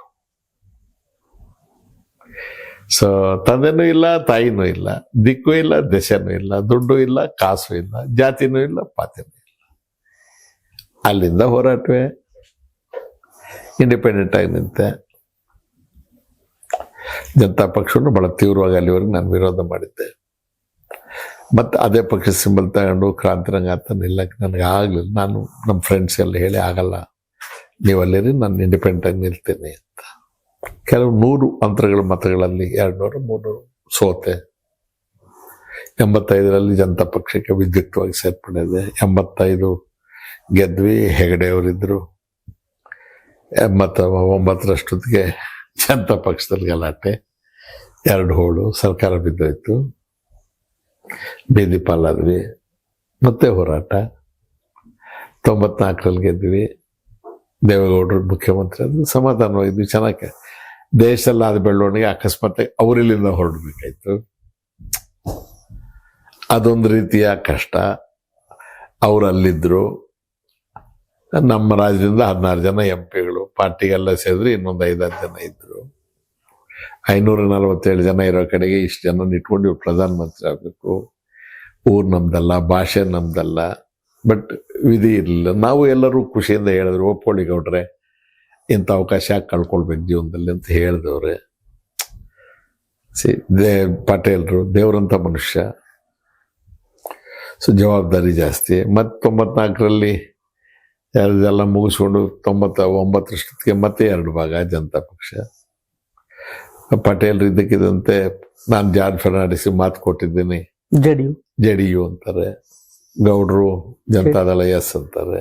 ನಾನು, ಮೊಯ್ದೀನ್ ಸಾಹೇಬ್ರು, ಜಯಪ್ರಕಾಶ್ ಹೆಗಡೆ, BL ಶಂಕರ್, ನಾರಾಯಣವರು, ನಾವು 5 ಜನ. ಇಲ್ಲಪ್ಪ, ನಾವು ನಿಮಗೂ ಬರಲ್ಲ, ಅವ್ರಿಗೂ ಬರಲ್ಲ, ನಾವು ನ್ಯೂಟ್ರಲ್ ಜನತಾದಳ ಅಂತ ಇದ್ಬಿಟ್ವಿ. ನಾನು ಇಂಡಿಪೆಂಡೆಂಟ್ ಆಗಿ ನಿಂತೆ, ಸೋತೆ. ಮತ್ತೆ ವನವಾಸ. ಮತ್ತೆ 2004ರಲ್ಲಿ ಗೆದ್ವಿ. Coalition government, Dharam Singh chief minister. ಆಮೇಲೆ ಏಕಾಏಕಿ ಅವರು ಹೊರಟೋಗ್ತಾರೆ. ಆಮೇಲೆ ಯಡಿಯೂರಪ್ಪನವರು, ಕುಮಾರಸ್ವಾಮಿ ಅವರು, ಏನೆಲ್ಲ ಇದು ಡಿಸ್ಟರ್ಬೆನ್ಸ್ ಇಲ್ಲದೆ ಇರುವಂತ ಸರ್ಕಾರದ ಅವಧಿ 13ರಿಂದ 18ರ ಅವಧಿ ಮಾತ್ರ ಅಂತ ಅನ್ಕೋತೀನಿ ನಾನು. ಮುಖ್ಯಮಂತ್ರಿ ಬದಲಾವಣೆ ಇಲ್ಲದೆ ಕೂಡ 13ರಲ್ಲೂ ಕೂಡ ಚುನಾವಣೆ ಕೌಂಟಿಂಗ್ ಬೆಳಗ್ಗೆ ಇತ್ತು. ಹಿಂದಿನ ದಿವಸ ಅದು ಯಾವುದೋ ಒಂದು ಊರಲ್ಲಿ ಒಂದು ಆಕ್ಸಿಡೆಂಟ್ ಅಂತ ಹೇಳ್ತಾರೆ, ಕೊಲೆ ಅಂತ ಹೇಳ್ತಾರೆ. ಅದಿನ್ನೂ ಕೋರ್ಟಲ್ಲಿದೆ, ಇತ್ಯರ್ಥ ಆಗಿಲ್ಲ. ನಾನು ಅದ್ರ ಬಗ್ಗೆ ಮಾತಾಡಕ್ಕೆ ಬರಲ್ಲ. ನಂಗೆ ಸಂಬಂಧವೇ ಇಲ್ಲ. ಆ ಹುಡುಗ ಸತ್ತೋಗಿರೋನು ಅವ್ನು ಗ್ರಾಮ ಪಂಚಾಯತಿ ಮೆಂಬರ್ ಕೂಡ ಅಲ್ಲ. ಅದರಲ್ಲಿ ನನ್ನ ಹೆಸರು ಸೇರಿಸ್ತಾರೆ. ನಂಗೆ ಗೊತ್ತೇ ಇಲ್ಲ. ನಾನು ಕೌಂಟಿಂಗಿಗೆ ಬೆಳಗ್ಗೆ ವ್ಯವಸ್ಥೆ ಮಾಡಬೇಕು ಅಂತಿದ್ದೀನಿ. ನನಗೆ ಬಂದು ಹೀಗೆ ಅಂತ ಹೇಳಿದ್ರು, ಹಾಳಾಗೋಗ್ಲಿ ನಡೀರಪ್ಪ, ನಮ್ಮ ಹಣೆ ಬರ, ನನಗಿನ್ನೂ ಕರ್ಮ ಸೌದಿಲ್ಲ ಅಂತೇಳಿ ಬೇಜಾರು ಬಿದ್ದುಕೊಂಡು ಕೌಂಟಿಂಗು ಹೋಗ್ಲಿಲ್ಲ. ನಾ ಬಂದ್ಬಿಟ್ಟೆ. ನಾ ಗೆದ್ದೆ. ಟಿವಿ ತುಂಬ ಬರ್ತಾ ಇದೆ, ಕೊಲೆ ಆಪಾದನೆಯಲ್ಲಿ ರಮೇಶ್ ಕುಮಾರ್ ಅಂತ. ಯಾರು ಕೊಲೆನೋ, ಯಾಕೆ ಮಾಡಬೇಕು ಕೊಲೆ ಅಂದ್ರೆ ಒಂದು ಉದ್ದೇಶ ಇರಬೇಕಲ್ಲ, ಅದಕ್ಕೆ ಒಂದು ಕಾರಣ ಇರಬೇಕು. ಅದು ಯಾರಾದ್ರೂ ಬೆಳಗ್ಗೆ ಕೌಂಟಿಂಗ್ ಇಟ್ಕೊಂಡಿದ್ದು ದಿವಸ ಕೌಂಟಿಂಗ್, ನಾನೆಷ್ಟು 12ನೇವನು 13ನೇವನು ಅದೇನೋ ಸೇರಿಸಿದ್ರು. ಆ ಕಾಗದ ತಗೊಂಡು ಡೆಲ್ಲಿಗೆ ಹೋದ್ರು. ಇವನನ್ನು ಯಾವ ಕಾರಣಕ್ಕೂ ಮಂತ್ರಿ ತಪ್ಪಿಸೋದಕ್ಕೆ ಆಮೇಲೆ ನಾನು ಯಾವನು ಕರೀಲಿಲ್ಲ, ಸ್ಟೇಟ್ಮೆಂಟ್ ತಗೊಳ್ಳ ಮಾಡಲಿಲ್ಲ, ನನ್ನ ಹೆಸರು ಆಟೋಮೆಟಿಕ್ ಆಗಿ ಕೊಟ್ಟಾಯ್ತು. ಮಂತ್ರಿಮಂಡಲ ಆಗೋಯ್ತಲ್ವಾ, ನಾನು ತಪ್ಪೋದ್ನಲ್ಲ, ಕೇಸ್ ಹೊಟ್ಟಾಯ್ತು.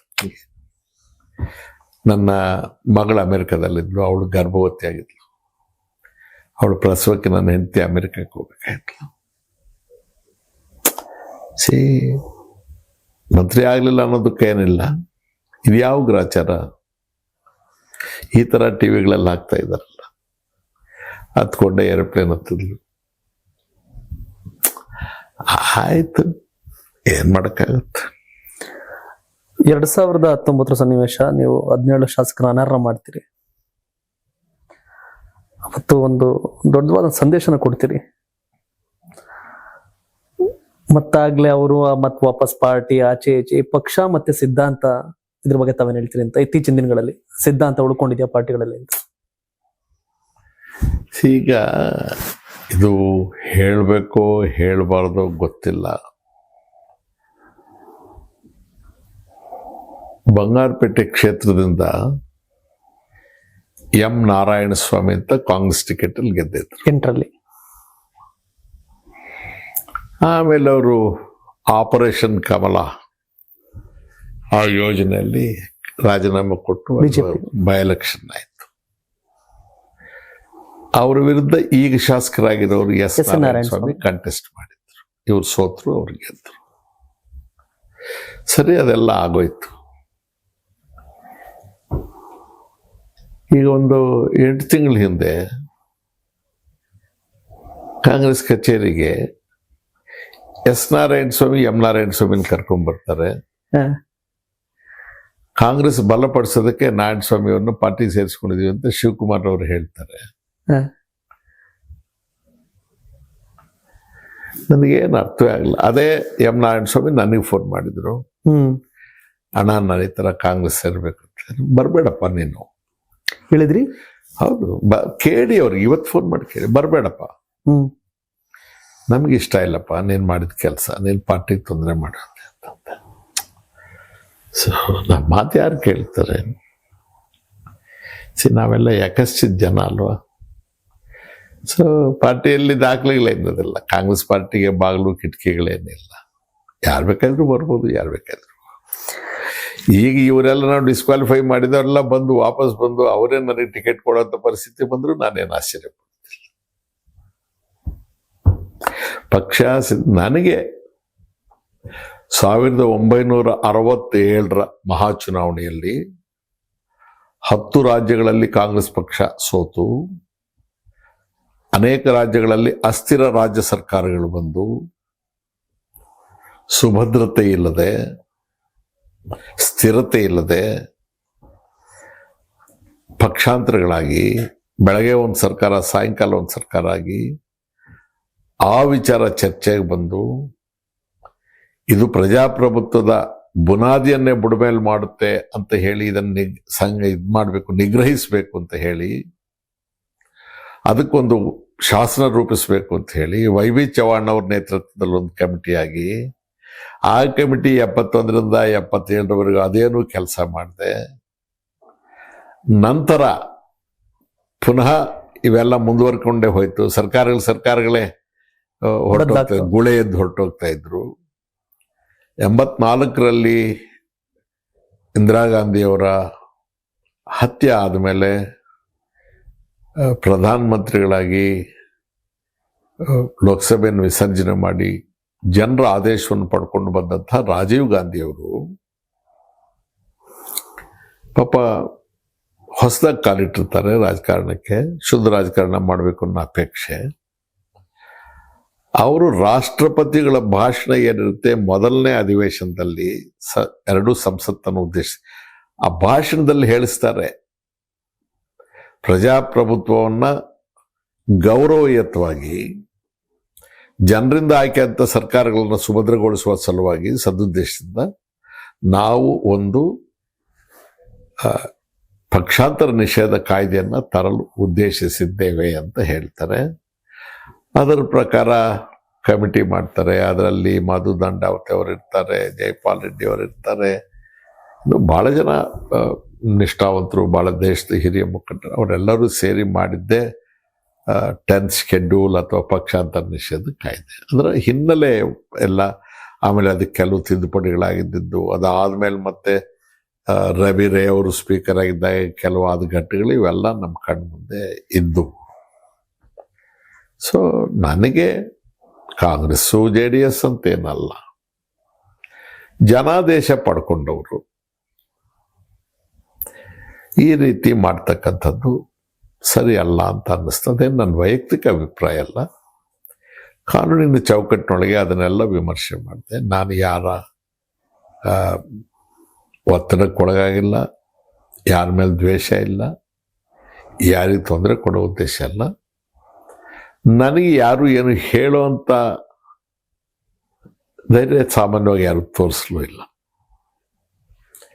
ನಾನು ನನ್ನ ಆತ್ಮಸಾಕ್ಷಿಗೆ ಅನುಗುಣವಾಗಿ ನನ್ನ ಕೆಲಸ ಮಾಡಿದೆ. ಅದರಲ್ಲಿ ಭಾಳ ಬೇಕಾದವ್ರು ನನಗೆ. ರೋಷನ್ ಬೇಗು ನಾನು ಭಾಳ ವರ್ಷಗಳ ಸ್ನೇಹಿತರು. ಬಸವರಾಜ್ ನನ್ನ ಭಾಳ ಹತ್ತಿರದವನು, ಆಮೇಲೆ ದೂರ ಆಗೋದ. MTB ನಾಗರಾಜ್ ಅವರು ನನಗೆ ಭಾಳ ಬೇಕಾದವರು. BC ಪಾಟೀಲ್ ನನ್ನ ಸ್ನೇಹಿತರು. ಸುಧಾಕರ್ ಅವರು ನನ್ನ ಪಕ್ಕದ ಜಿಲ್ಲೆಯವರು, ನನ್ನನ್ನು ಭಾಳ ಗೌರವದಿಂದ ಕಾಣ್ತಾ ಇದ್ರು. ಇಂಥವ್ರು ಅಂತಿಲ್ಲ, ಎಲ್ಲ ನನಗೆ ಬೇಕು. ಬಟ್ ನಾ ಏನು ಮಾಡಲಿ? ರಮೇಶ್ ಜಾರಕಿಹೊಳಿ ಭಾಳ ನನಗೆ ವೈಯಕ್ತಿಕವಾಗಿ ಅವ್ರ ಬಗ್ಗೆ ಎಲ್ಲ ಭಾಳ ಅಭಿಮಾನ ಇತ್ತು. ಬಟ್ ನನ್ನ ಒಂದು ಕರ್ತವ್ಯ ನಿರ್ವಹಿಸ್ತಾ ಇದ್ದೆ, ಆ ಜಾಗದಲ್ಲಿ ಕರ್ತವ್ಯ ನಿರ್ವಹಿಸ್ತಾ ಇದ್ದೆ. ಸೊ ನನ್ನ ಕೆಲಸ ನಾನು ಮಾಡಿದೆ. ನಾನು ಮಾಡಿದ್ದು ಅವರು ಮರು ಚುನಾವಣೆಗೆ ನಿಲ್ಲಬಾರ್ದು, ಅವ್ರನ್ನ ಅನರ್ಹರನ್ನು ಮಾಡಿದ್ದೇವೆ ಅಂತ ಮಾಡಿದೆ. ಸುಪ್ರೀಂ ಕೋರ್ಟಲ್ಲಿ ಅನರ್ಹತೆಯನ್ನು ಎತ್ತಿ ಹಿಡಿದ್ರು. ಆದರೆ ಅವರು ಪುನರಾಯ್ಕೆ ಆಗೋದಕ್ಕೆ, ಚುನಾವಣೆಗೆ ಬರೋದಕ್ಕೆ ನಾನು ಮಾಡಿರ್ತಕ್ಕಂಥದ್ದು ಸರಿ ಇಲ್ಲ ಅಂತ ಹೇಳಿ ಆ ಪೋರ್ಷನ್ ತಳ್ಳಿ ಹಾಕಿದ್ರು. It's all right. Supreme court ಈ ದೇಶದಲ್ಲಿ ಸರ್ವೋಚ್ಚ, ಸುಪ್ರೀಂ. ಅದಕ್ಕೆ ಒಂದು ಗಾದೆ ಮಾತಿದೆ, ಸುಪ್ರೀಂ ಯಾಕೆ ಸರ್ವೋಚ್ಚ ಅಂದರೆ ಅದು ಸರ್ವೋಚ್ಚ ಅಂತ ಅಲ್ಲ, ಅದ್ರ ಮೇಲೆ ಮತ್ತಿನ್ನೊಂದು ನ್ಯಾಯಾಧಿಕರಣ ಇಲ್ಲದೇ ಇರೋದ್ರಿಂದ ಅದು ಸರ್ವೋಚ್ಚ ಅಂತ. ಹಾಗೆ Supreme Court is final, not because it is infallible. Since there is no further appeal, it is final. That's the. ಆಯಿತು, ಅವರೆಲ್ಲ ಅದನ್ನು ಭಾಳ ಅಫೆಂಡ್ ಆದರು. ಸಹಜವಾಗಿ ಯಾರಿಗಾದರೂ ಅಪಮಾನ ಆದಾಗ ಅವ್ರಿಗೆ ದುಃಖ ಆಗುತ್ತೆ, ಸಿಟ್ಟು ಬರುತ್ತೆ. ಸೊ ಅವೆಲ್ಲ ನನಗೆ ನನ್ನ ಸೋಲಿಗೆ ಪರೋಕ್ಷವಾಗಿ ಕಾರಣನೂ ಅದು. ತೊಂದರೆ ಇಲ್ಲ. ಇವತ್ತಿನ ರಾಜಕಾರಣದಲ್ಲಿ ಈ ರೀತಿಯ ಜರ್ನಿ ಹಿಂಗೆಲ್ಲ ನೋಡಿದಾಗ ಸಾಕು, ಸುಮ್ಮನೆ ಪರಿಷತ್ಗೆ ಹೋಗ್ಬಿಡೋಣ ಅಂತ ಏನಾರು ಅನ್ಸುತ್ತೆ? ಯಾವತ್ತಾದ್ರೂ ಪರಿಷತ್ ಬಗ್ಗೆ ಆಲೋಚನೆ ಬಂದಿಲ್ಲ ಇವತ್ತಿನವ್ರಿಗೆ? ಯಾವುದು ಫೈಟರ್ ರಮೇಶ್ ಕುಮಾರ್ ಪರಿಷತ್ ಚುನಾವಣೆಯಲ್ಲಿ ನಾವು ಇಲ್ಲ, ಅದನ್ನು ನಾನೇನು ಇನ್ನೂ ತೀರ್ಮಾನ ಮಾಡ್ಕೊಂಡಿಲ್ಲ. ಯಾಕಂದ್ರೆ 76 ವಯಸ್ಸು, ಗೌರವದಿಂದ ಬದುಕಿದ್ದೇನೆ. ಆದ ಎಲ್ಲ ಗಾಯಗಳು ಈಗ ಸ್ವಲ್ಪ ಮಾಸ್ತಾ ಇದೆ, ಸ್ವಲ್ಪ ನೆಮ್ಮದಿಯಾಗಿ ನಿದ್ದೆ ಮಾಡ್ತಾ ಇದ್ದೇನೆ. ಸೊ ಭಯ ಬಿದ್ದು ಬಿಟ್ಟಿದ್ದೇನೆ. ಹಗ್ಗ ನೋಡಿ ಹಾವು ಅಂತೇಳಿ ಭಯ ಬಿದ್ದು ಬಿಟ್ಟಿದ್ದೇನೆ.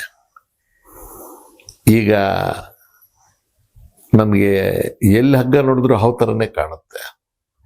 ಅಷ್ಟು ಕೆಲಸ ಮಾಡಿದ್ನಲ್ಲ, ಆ ಹೊಡೆತ ತಿಂದುಬಿಟ್ಟಿದ್ರಲ್ಲ. ಮತ್ತೆ ಜನರೆದ್ರಿಗೆ ಹೋಗ್ಬೇಕು ಅಂದರೆ ಎದೆ ಡಬ ಡಬ ಡಬ ಡಬ, ಅಯ್ಯೋ ರಾಮ ಏನು ಮಾಡಿಬಿಡ್ತಾರೆ, ಏನೋ ಬೇಡಪ್ಪ ಇವ್ರ ಸವಾಸ ಅಂತ ಅನಿಸ್ಬಿಟ್ಟಿದೆ. ಸೊ ಹಾಗಾಗಿ ಏನಾಗುತ್ತೋ ನೋಡ್ಬೇಕು ಕ್ರಮೇಣ.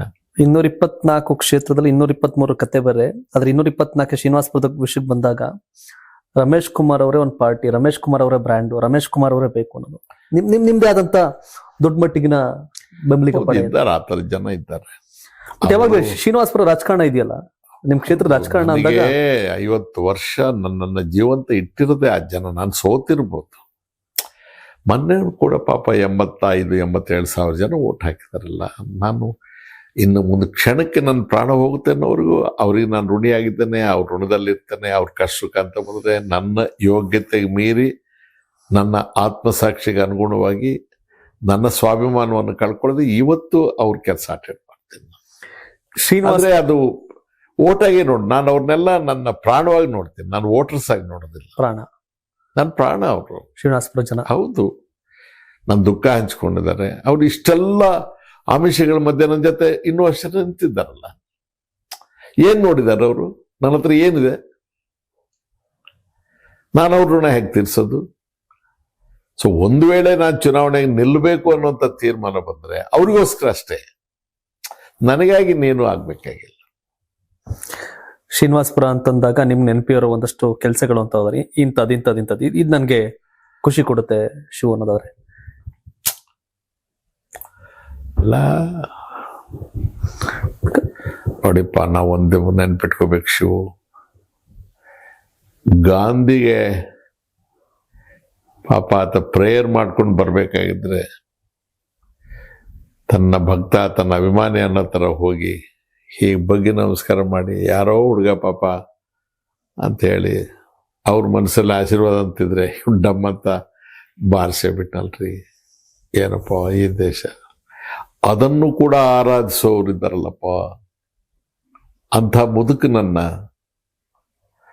85 ವರ್ಷದ ಮುದುಕನನ್ನ ವಂಚಿಸಿ ಕೊಲೆ ಮಾಡಿದಂಥವ್ರನ್ನು ಕೂಡ ಆರಾಧಿಸುವವರು, ಮೆಚ್ಚುವವರು, ಅಭಿನಂದಿಸೋರು, ಅವನಿಗೆ ದೇವಾಲಯಗಳು ಕಟ್ಟಬೇಕು ಅನ್ನೋ ಮಟ್ಟಕ್ಕೆ ನಮ್ಮ ಸಂಸ್ಕೃತಿ ಇಳಿದು ಬಿಟ್ಟಿದೆಯಲ್ಲ. ಏನ್ ಬದುಕಿದೆಯಪ್ಪ, ಏನ್ ಉಳಿದಿದೆಯಪ್ಪ ಇನ್ನು ಭೂಮಿ ಮೇಲೆ? ಮನುಷ್ಯರಾಗಿ ಯೋಚನೆ ಮಾಡಕ್ ಸಾಧ್ಯವೇನಪ್ಪ ಇದು? ಹೇಳಿ, ಪ್ಲೀಸ್ ಟೆಲ್ ಮೀ. ಓ ರಾಮ, ಥೋ ಥೋ ಥೋ ಥೋ ಥೋ ಥೋ. ನಾವು ಗೋವಿನ ಪದ್ಯ ಕೇಳಿ ದೊಡ್ಡವರಾದವರಪ್ಪ.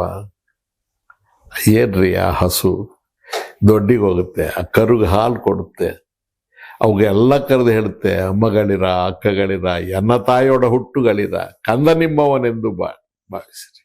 ಅವನನ್ನು ಓದಿಬೇಡ್ರಪ್ಪ, ಅವನು ಸಾಕೊಡ್ರಪ್ಪ. ಆಯ್ತು, ನನ್ನ ಋಣ ಮುಗಿತು ಮಗ, ನೀನಿರಪ್ಪ, ನಾನು ಅಲ್ಲಿ ಹುಲಿರಾಯ್ತು. ಏನ್ರಿ ಆ ಹುಲಿ ಏನ್ ಬಂದ್ಬಿಟ್ಟೆ, ಅದಕ್ಕೆ ಡೌಟ್ ಇವನು ಬರುತ್ತಾ ಹೋಗಿದೆ ಆಯ್ತು ಅಂತ ಟೆಸ್ಟ್ ಕೇಸ್ ಅಂತ ಬಿಟ್ರೆ ಅಂತ ಆಶ್ಚರ್ಯ ಆಗುತ್ತೆ. ಖಂಡವಿದಿಕೋ, ಮಾಂಸವಿದಿಕೋ, ಗುಂಡಿಗೆಯ ಬಿಸಿ ರಕ್ತವಿದಿಕೋ ಅಂತ ಹೇಳುತ್ತಲ್ಲ ಹಸು. ಏನ್ರಿ ಅದರ ದಯ ಇದ್ದು? ಆ ಕವಿ ಎಂತ ಮಹಾನ್ ಭಾವ ರೀ, ಅವ್ನು ಏನು ಊಹಾಶಕ್ತಿ. ಆ ಹುಲಿ ಹೇಳುತ್ತಲ್ಲ, ಥೋ ಥೋ ಥೋ ಥೋ ಥೋ ಥೋ ಥೋ, ನಿನ್ನನ್ನು ಕೊಲ್ಬೇಕಾ ನಾನು? ನಿನ್ನಂತ ಅವನು ಕೊಂದು ನಾನು ಬದುಕಿರ್ಬೇಕಂತ ಅದು ಹಾರಿ ಕೆಳಗಡೆ ಪ್ರಾಣ. ಈ ಪದ್ಯವನ್ನ ಕೇಳಿ ಕೇಳಿ ಕೇಳಿ ಹತ್ತು ಹತ್ತು ಹತ್ತು ಸಮಾಧಾನ ಮಾಡಿಸ್ಕೊಂಡು ಅಳ್ತಾ ಹಾಗೆ ಮಲಗಿ ಬೆಳೆದವರಾದಪ್ಪ ನಾವು. ಸಣ್ಣ ಪ್ರಾಯದಲ್ಲಿ ಈ ಪದ್ಯವನ್ನು ಕೇಳಿ, ಗೋವಿನ ಪದ್ಯ ಅಂದ್ರೆ ಅಳೋದೇ ಕೆಲಸ. ಗಾಂಧಿಯನ್ನು ಕೊಂದ್ರು ಅಂದ್ರೆ ನಮ್ಗೆ ಹೇಗೆ ಆಗಿರ್ಬಾರ್ದಪ್ಪ? ಒಂದ್ ನಿಮಿಷ ಯೋಚನೆ ಮಾಡಿಪ್ಪ, ನಮ್ಮ ಮನುಷ್ಯರೇನಪ್ಪ, ಅದನ್ನು ಸಮರ್ಥಿಸಕ್ ಹೋಗ್ತೀವಲ್ಲಪ್ಪ. ಇದ್ರ ಮೇಲೆ ವಾದವಿವಾದಗಳು ನಡೀತಾ ಇದೆಯಲ್ಲ, ಅದು ಕೂಡ ಸರಿನೇ ಅಂತ ಒಂದು ವಾದ. ಅಂದ್ರೆ ನಮ್ಮ ಅಕ್ಷರ ಏನಾಯ್ತು, ನಮ್ಮ ಬುದ್ಧಿ ಏನಾಯ್ತು, ನಾವು ತಿನ್ನೋ ಅನ್ನ ಏನಾಯ್ತು, ನಮ್ಮ ರಕ್ತ ಏನಾಯ್ತು? 23 ವರ್ಷ ಒಳಗೆ ಹೋದಾಗ, 27 ವರ್ಷ ಗಲ್ಲಿಗೆ ಇರಿದಾಗ ಭಗತ್ ಸಿಂಗ್, ಏನ್ ಮಗನೇ ಸತ್ತೋಗ್ತಿಯಲ್ಲೋ ಅಂತ, ನೀನ್ ಅಳ್ಬೋದಮ್ಮ, ನನಗೆ ಜನ್ಮ ಕೊಟ್ಟವಳು ನೀನು. ಇನ್ಕಿಲಾಬ್ ಜಿಂದಾಬಾದ್ ಅಂತ ಕೊರಳಿಗೆ ಪಾಸ್ಯ ಹಾಕ್ಸ್ಕೊಳ್ತಾರಲ್ಲಪ್ಪ, ಅವಂದೇನಪ್ಪ ಈ ದೇಶ ಇದು? ಭಗತ್ ಸಿಂಗ್ ರಕ್ತ ಹರಿದ ದೇಶನೇನಪ್ಪ ಇದು? ತನ್ನ ಮಗ ಸತ್ತೋದ್ರೆ ಆ ಹೆಣಕ್ಕೆ ಬಟ್ಟೆ ಇರೋದಿಲ್ಲ, ಹಳೆ ಸೀರೆನಲ್ಲಿ ಇಟ್ಬಿಡು ಅಂತ ಅಂಬೇಡ್ಕರ್ ಹೇಳ್ತಾರೆ. ಒಬ್ಬ ಮಗ ಸತ್ತೋಗ್ತಾನೆ, ಅವನಿಗೆ ಹೆಣಕ್ಕೆ ಸುತ್ಸೋದಕ್ಕೆ ಬಿಳಿ ಬಟ್ಟೆ ತರ್ಸಕ್ ದುಡ್ಡಿರಲ್ಲ ಬಾಬಾ ಸಾಹೇಬ್ರ ಹತ್ರ. ಅಯ್ಯೋ ರಾಮ, ಎಂಥ ದೇಶ, ಎಲ್ಲಿ ಬಂದ್ಬಿಟ್ಟಿದೀವಪ್ಪ ನಾವು. ಭಯ ಆಗತ್ರಿ, ಭಯ ಆಗತ್ತಪ್ಪ. ನಿಮ್ಮ ಈ ಜರ್ನಿನಲ್ಲಿ ಬಹಳ ಖುಷಿ ಕೊಟ್ಟಂತ ತಮ್ಮ ಮುಖ್ಯಮಂತ್ರಿ ಅಂದ್ರೆ ಯಾರು? ಮೈಸೂರು ಪ್ರಾಂತ್ಯ ಕರ್ನಾಟಕ ರಾಜ್ಯ ಸೇರ್ಕೊಂಡಂಗೆ ಹಾಗೇನಿಲ್ಲ, ನಿಮ್ಗೆ ಇಷ್ಟವಾಗುವಂತ ಮುಖ್ಯಮಂತ್ರಿ ಒಬ್ರೊಬ್ರದ್ದು ಒಂದೊಂಥರ. ಸೋರ್ಗವು ನಾನು ಬಹಳ ಇಷ್ಟ ಆದವರು. ಆ ಪ್ರಶ್ನೆ ವೀರೇಂದ್ರ ಪಾಟೀಲ್ ಜೊತೆಗೆ ನಮ್ಗೇನಂತ ಸಖ್ಯ ಇರಲಿಲ್ಲ. ಬೊಮ್ಮಾಯಿಯವರು ಪಾಪ ಬಹಳ ಆತ್ಮೀಯವಾಗಿರ್ತಾ ಇದ್ರು. ದೇವೇಗೌಡರು ನನ್ನನ್ನು ಬಹಳ ಗೌರವದಿಂದ ಕಾಣ್ತಾ ಇದ್ರು, ಅತ್ಯಂತ ಗೌರವದಿಂದ ಕಾಣ್ತಾ ಇದ್ರು. ಬಹಳ ನಂಬಿಕೆ ಇತ್ತು. ಭಾಳ ವಿಶ್ವಾಸಕ್ಕೆ ತಗೊಂಡಿದ್ರೆ ಏನೋ ಕಾರಣಾಂತರಗಳಿಂದ ನಾವು ಅವ್ರ ಜೊತೆ ಮುಂದುವರಿಯೋಕ್ಕಾಗಲಿಲ್ಲ. ಇವತ್ತು ದೂರ ಇದ್ದೀವಿ, ಆ ಮಾತು ಬೇರೆ. ವಿಶ್ವಾಸ ಇದೆ. ಪಟೇಲ್ರು ಅದೊಂಥರ ಎಕ್ಸ್ಪ್ಲೇನೇ ಮಾಡೋಕ್ಕಾಗದೆ ಇರ್ತಕ್ಕಂಥ ಅಫೆಕ್ಷನ್. ಹೆಗಡೆ ಅವ್ರದ್ದು ನಂದು ಭಾಳ ಡಿಫರೆಂಟ್ ರಿಲೇಷನ್ಶಿಪ್. ಸಿಕ್ಕಾಪಟ್ಟೆ ಕನ್ಫ್ರಂಟ್ ಮಾಡಿದ್ದೇನೆ ಅವ್ರನ್ನ, ಕೆಲವು ಸಲ ಹೊರಟೊಟ್ಟೆ ಮಾತಾಡ್ಬಿಟ್ಟು ಹರ್ಟ್ ಮಾಡಿದ್ದೇನೆ. But A highly cultured person. But ಅವ್ರದ್ದೊಂದು ಥರದ ಸ್ವಭಾವ. ಸಿದ್ದರಾಮಯ್ಯನವರು ನಾನು ಭಾಳ ಆತ್ಮೀಯರು ಅಂತ ನಾನು ಅಂದ್ಕೊಂಡಿದ್ದೀನಿ.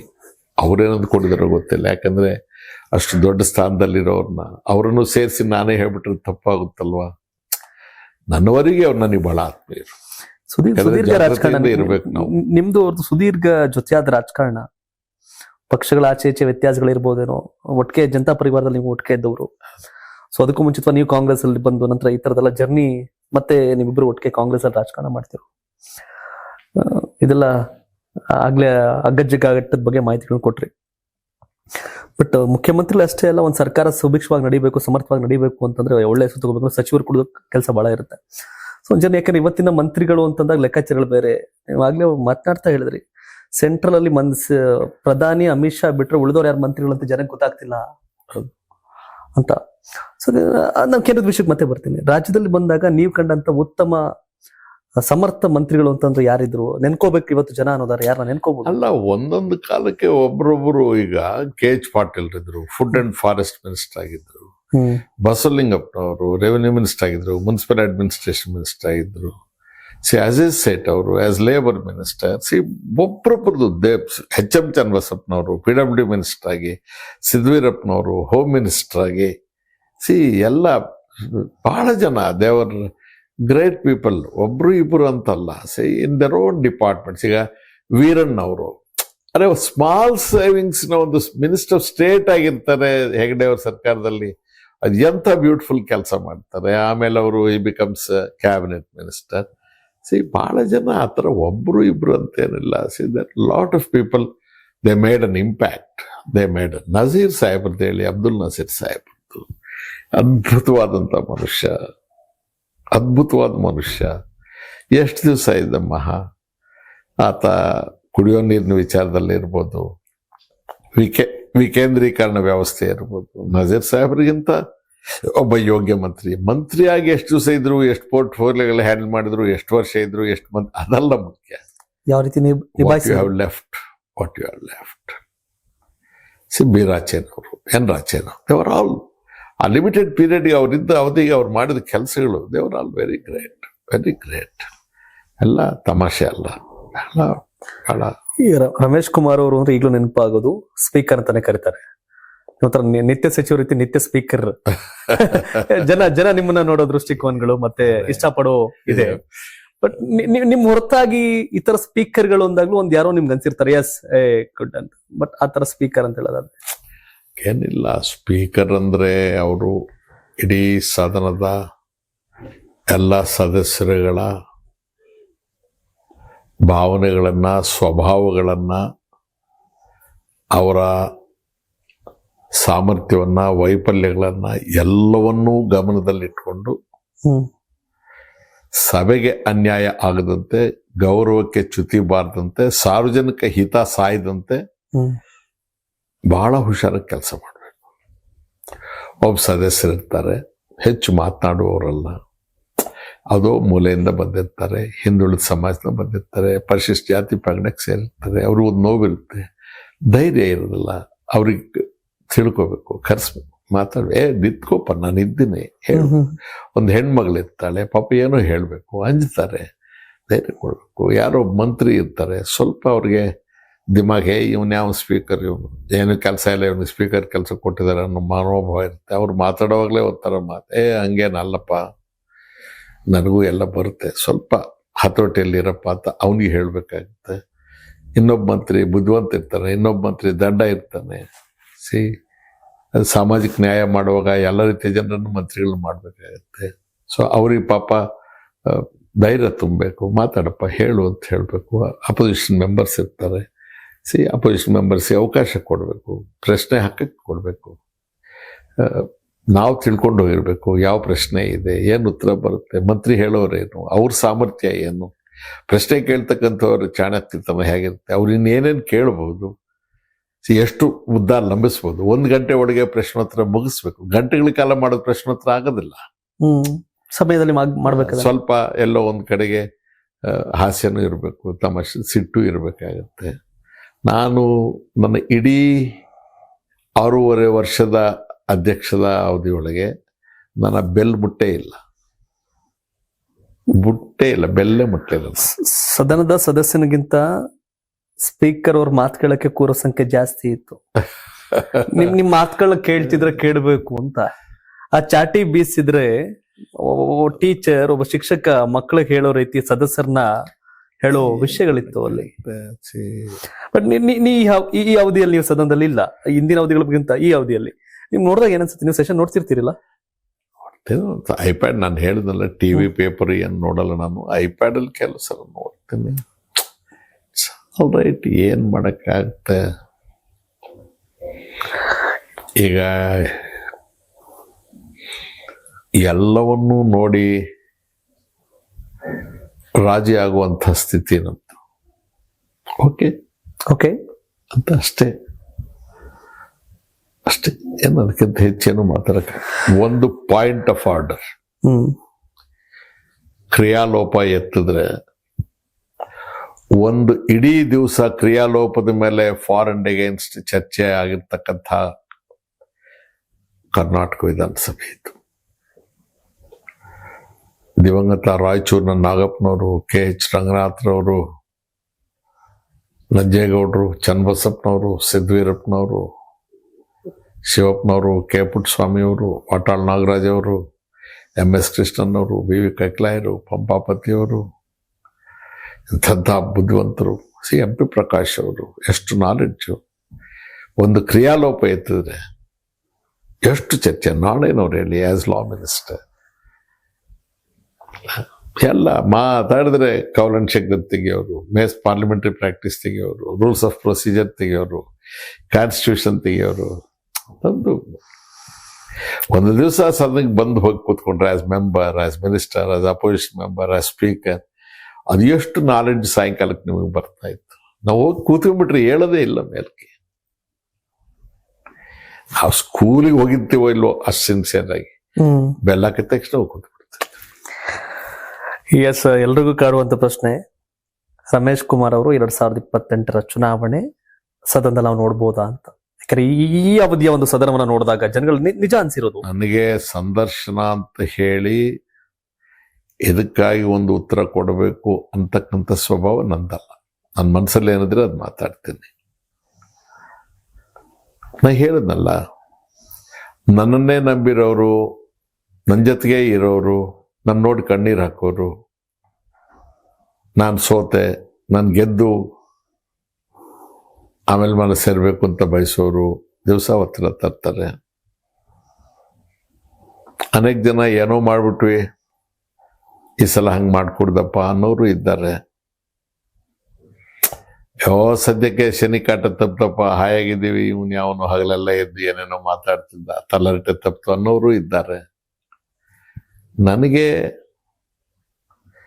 ಭಯ, ದುಡ್ಡಿಲ್ಲ, ಜಾತಿ ಇಲ್ಲ, ಮಾತಾಡಿದ್ರೆ ದುಡ್ಡು ಅಂತಾರೆ. ಒಂದು ವೇಳೆ ಮತ್ತೆ ಜನ ಅಂತ ಆಮಿಷಗಳಿಗೆ ಒಳಗಾಗ್ಬಿಟ್ರೆ ನನಗೆ ಸಾಯೋ ವಯಸ್ಸಲ್ಲಿ ಅಪಮಾನ ಇನ್ನೊಂದ್ಸಲ ಬೇಕಾ ಅನ್ನೋ ಬೈಕ್ ಹೆದರಿದ್ದೀನಿ. ನಾನಿನ್ನು ಏನು ನಿರ್ಣಯವನ್ನು ಮಾಡಿಲ್ಲ.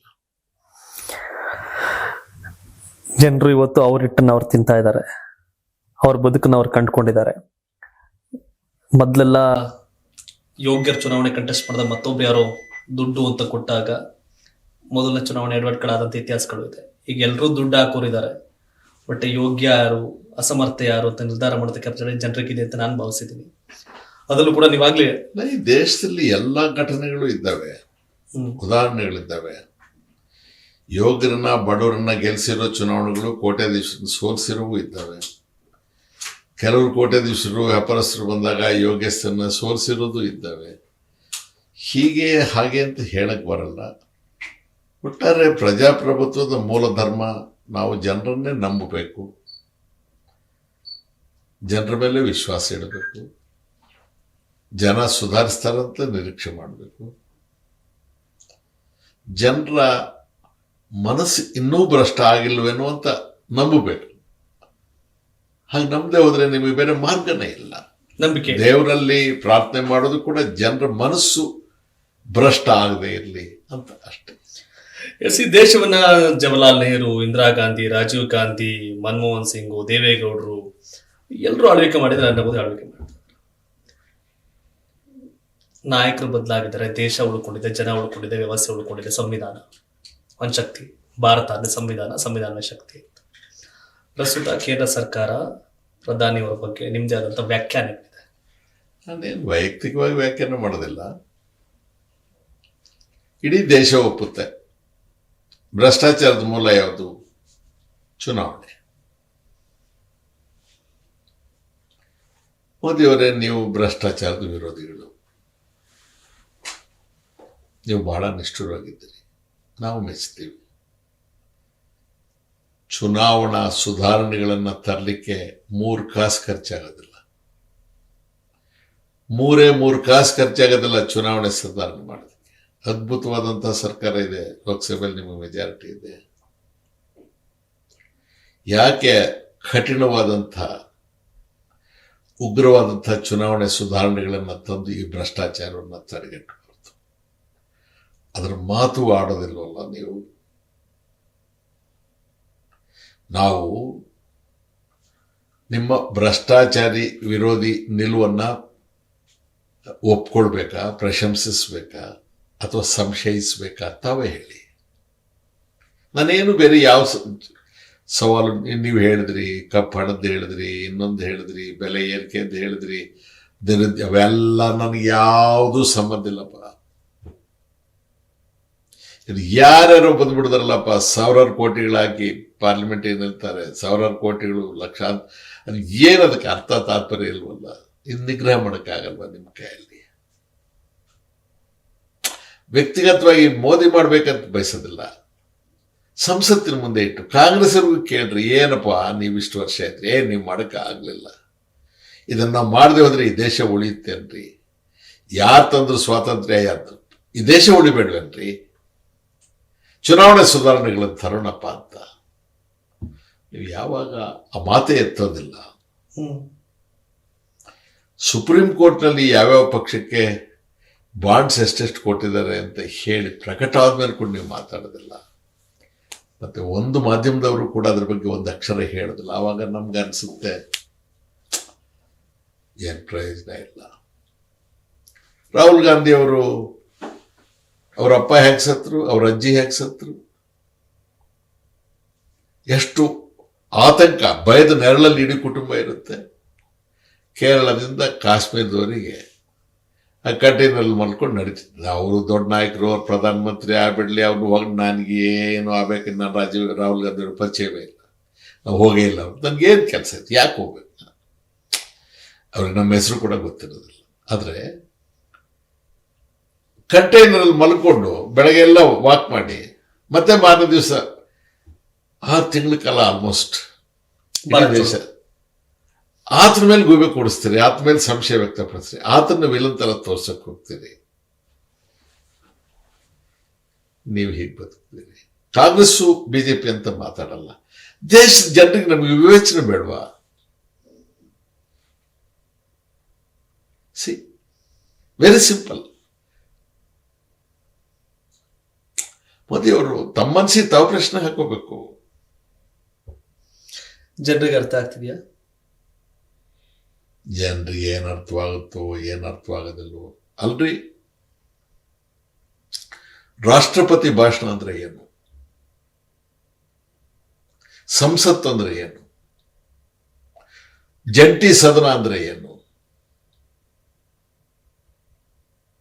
ಬಹಳ ಇಂಪಾರ್ಟೆಂಟ್. ಈ ಪ್ರಪಂಚದಲ್ಲಿ ಪ್ರಜಾಪ್ರಭುತ್ವ ಉದಯಿಸಿದಾಗ, ಎಲ್ಲಿ ಸಂಸದೀಯ ಪ್ರಜಾಪ್ರಭುತ್ವ ಜನ್ಮ ಪಡ್ಕೊಳ್ತೋ, ಹೌಸ್ ಆಫ್ ಕಾಮನ್ಸ್ ಅಲ್ಲಿ, ಯುರೋಪ್ನಲ್ಲಿ, ಅಲ್ಲಿ ಸಾಮ್ರಾಜ್ಞಿ, ಹರ್ ಮೆಜೆಸ್ಟಿ, ಆಕೆ ಬಂದು ಜಂಟಿ ಸದನವನ್ನು ಉದ್ದೇಶ ಮಾಡ್ತಕ್ಕಂಥದ್ದು. ನಿನ್ನನ್ನ ಅಲಂಕಾರಿಕವಾಗಿ ಇಟ್ಕೊಂಡಿದ್ದೀವಮ್ಮ.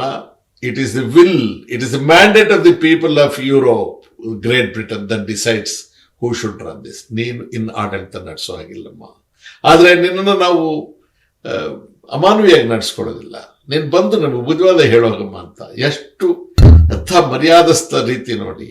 ಆ ಸಂಪ್ರದಾಯದ ಹಿನ್ನೆಲೆ ಒಳಗೆ ಸಂವಿಧಾನದ ಪ್ರತಿನಿಧಿಯಾಗಿ ರಾಷ್ಟ್ರಪತಿಯಾಗಿ ಎರಡೂ ಸದನಗಳ ಸದಸ್ಯರನ್ನು ಕೂಡಿಸಿ ಸರ್ಕಾರ ಬರ್ಕೊಟ್ಟಂತ ಭಾಷಣವನ್ನು ಓದಿ ಹೇಗೆ ಇರಬೇಕಪ್ಪ, ಜನರಿಂದ ಆಯ್ಕೆಯಾಗಿ ಬಂದ ಸರ್ಕಾರದ ಉದ್ದೇಶ ಇದು ನನ್ನ ಸರ್ಕಾರ, ನಾನು ಪ್ರಮಾಣ ವಚನ ಬೋಧಿಸಿದ್ದೇನೆ ಪ್ರಧಾನಮಂತ್ರಿಗೆ, ನೀವೆಲ್ಲ ಹೀಗೆ ಬದುಕಬೇಕು ಅಂತ ಹೇಳ್ತಾರೆ. ಆಮೇಲೆ ಆ ಭಾಷಣವನ್ನು ಇಟ್ಕೊಂಡು ಮಾನ್ಯ ರಾಷ್ಟ್ರಪತಿಗಳು ಅವರು ಬಿಡುವಿಲ್ಲದ ವೇಳೆ ಒಳಗೆ ಬಂದು ನಮಗೆ ಬುದ್ಧಿವಾದ ಹೇಳೋಗಿದ್ದಾರೆ, ಅವ್ರ ಮಾತಲ್ಲಿ ಇದಿದೆ, ಇದು ಸರಿ ಇದೆ, ಇದು ಸರಿ ಇಲ್ಲ ಅಂತ ಹೇಳಿ ಅವ್ರಿಗೆ ನೀವು ವಂದನಾ ನಿರ್ಣಯ ಸೂಚಿಸಬೇಕು.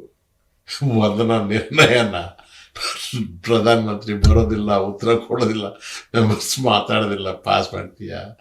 ಯಾವ ಲೋಕಸಭೆ ಇದು? ಏನ್ರಿ ಮೋದಿ ಅವರೇ? ಸಂಸದೀಯ ಪ್ರಜಾಪ್ರಭುತ್ವ.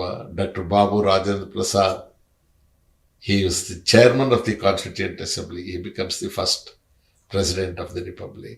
ಮಾವಳಂಕರ್ ಅವರು ಎಂಥ ಸಭಾಧ್ಯಕ್ಷರು, ಎಂಥ ದೊಡ್ಡ ಮನುಷ್ಯ ಸೋಮನಾಥ್ ಚಾಟರ್ಜಿ, ರವಿ ರೇ ಅಂತ ದೊಡ್ಡ ಮನುಷ್ಯ, ಎಷ್ಟು ಗೌರವ ತಂದರು. ನೀಲಂ ಸಂಜೀವ್ ರೆಡ್ಡಿ ಅವರು ಲೋಕಸಭೆ ಸ್ಪೀಕರ್ ಆಗಿ, ಏನಪ್ಪ ಲೋಕಸಭೆ ಸ್ಪೀಕರೇ ಆಗಿರ್ಬೋದು ತಂದೆ ನೀನು, ನಾನೇನು ನಿನಗೇನು ಅಪಕೀರ್ತಿ ತರಬೇಕು ಅಂತಲ್ಲ. Was it fair on your part? ನಿನ್ ಕಾನ್ಶಿಯಸ್ ಹೇಗೆ ಒಪ್ತು? ಅರೆ ಆತ ಹೇಳ್ತಾರೆ ಅಂತ ಹೇಳಿ ದೇಶದ ಹೊಡೆ ಹೊತ್ತಿರ್ತಕ್ಕಂಥವ್ನು ಸ್ಪೀಕರ್ ಅಡ್ವೈಸ್ ಮಾಡಿದ್ರು ಅಂತ ಹೇಳಿ ಏನ್ರಿ ಇದು? The whole world is laughing at you.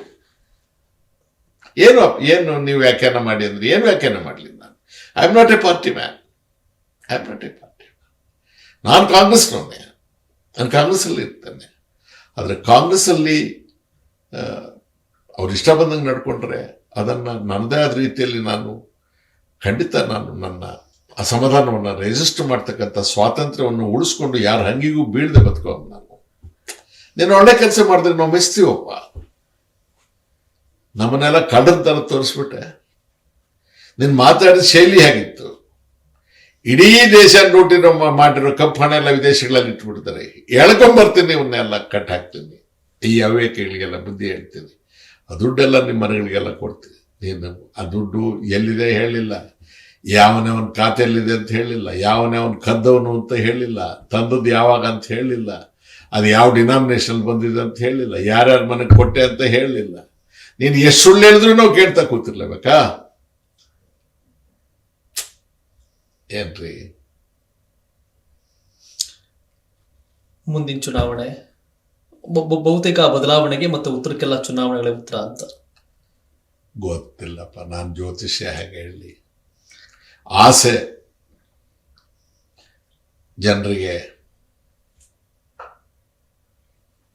ಅರಿವಾಗಬಹುದು ಅಂತ. ನಿಕ್ಸನ್ ಅಮೆರಿಕದ ಅಧ್ಯಕ್ಷ,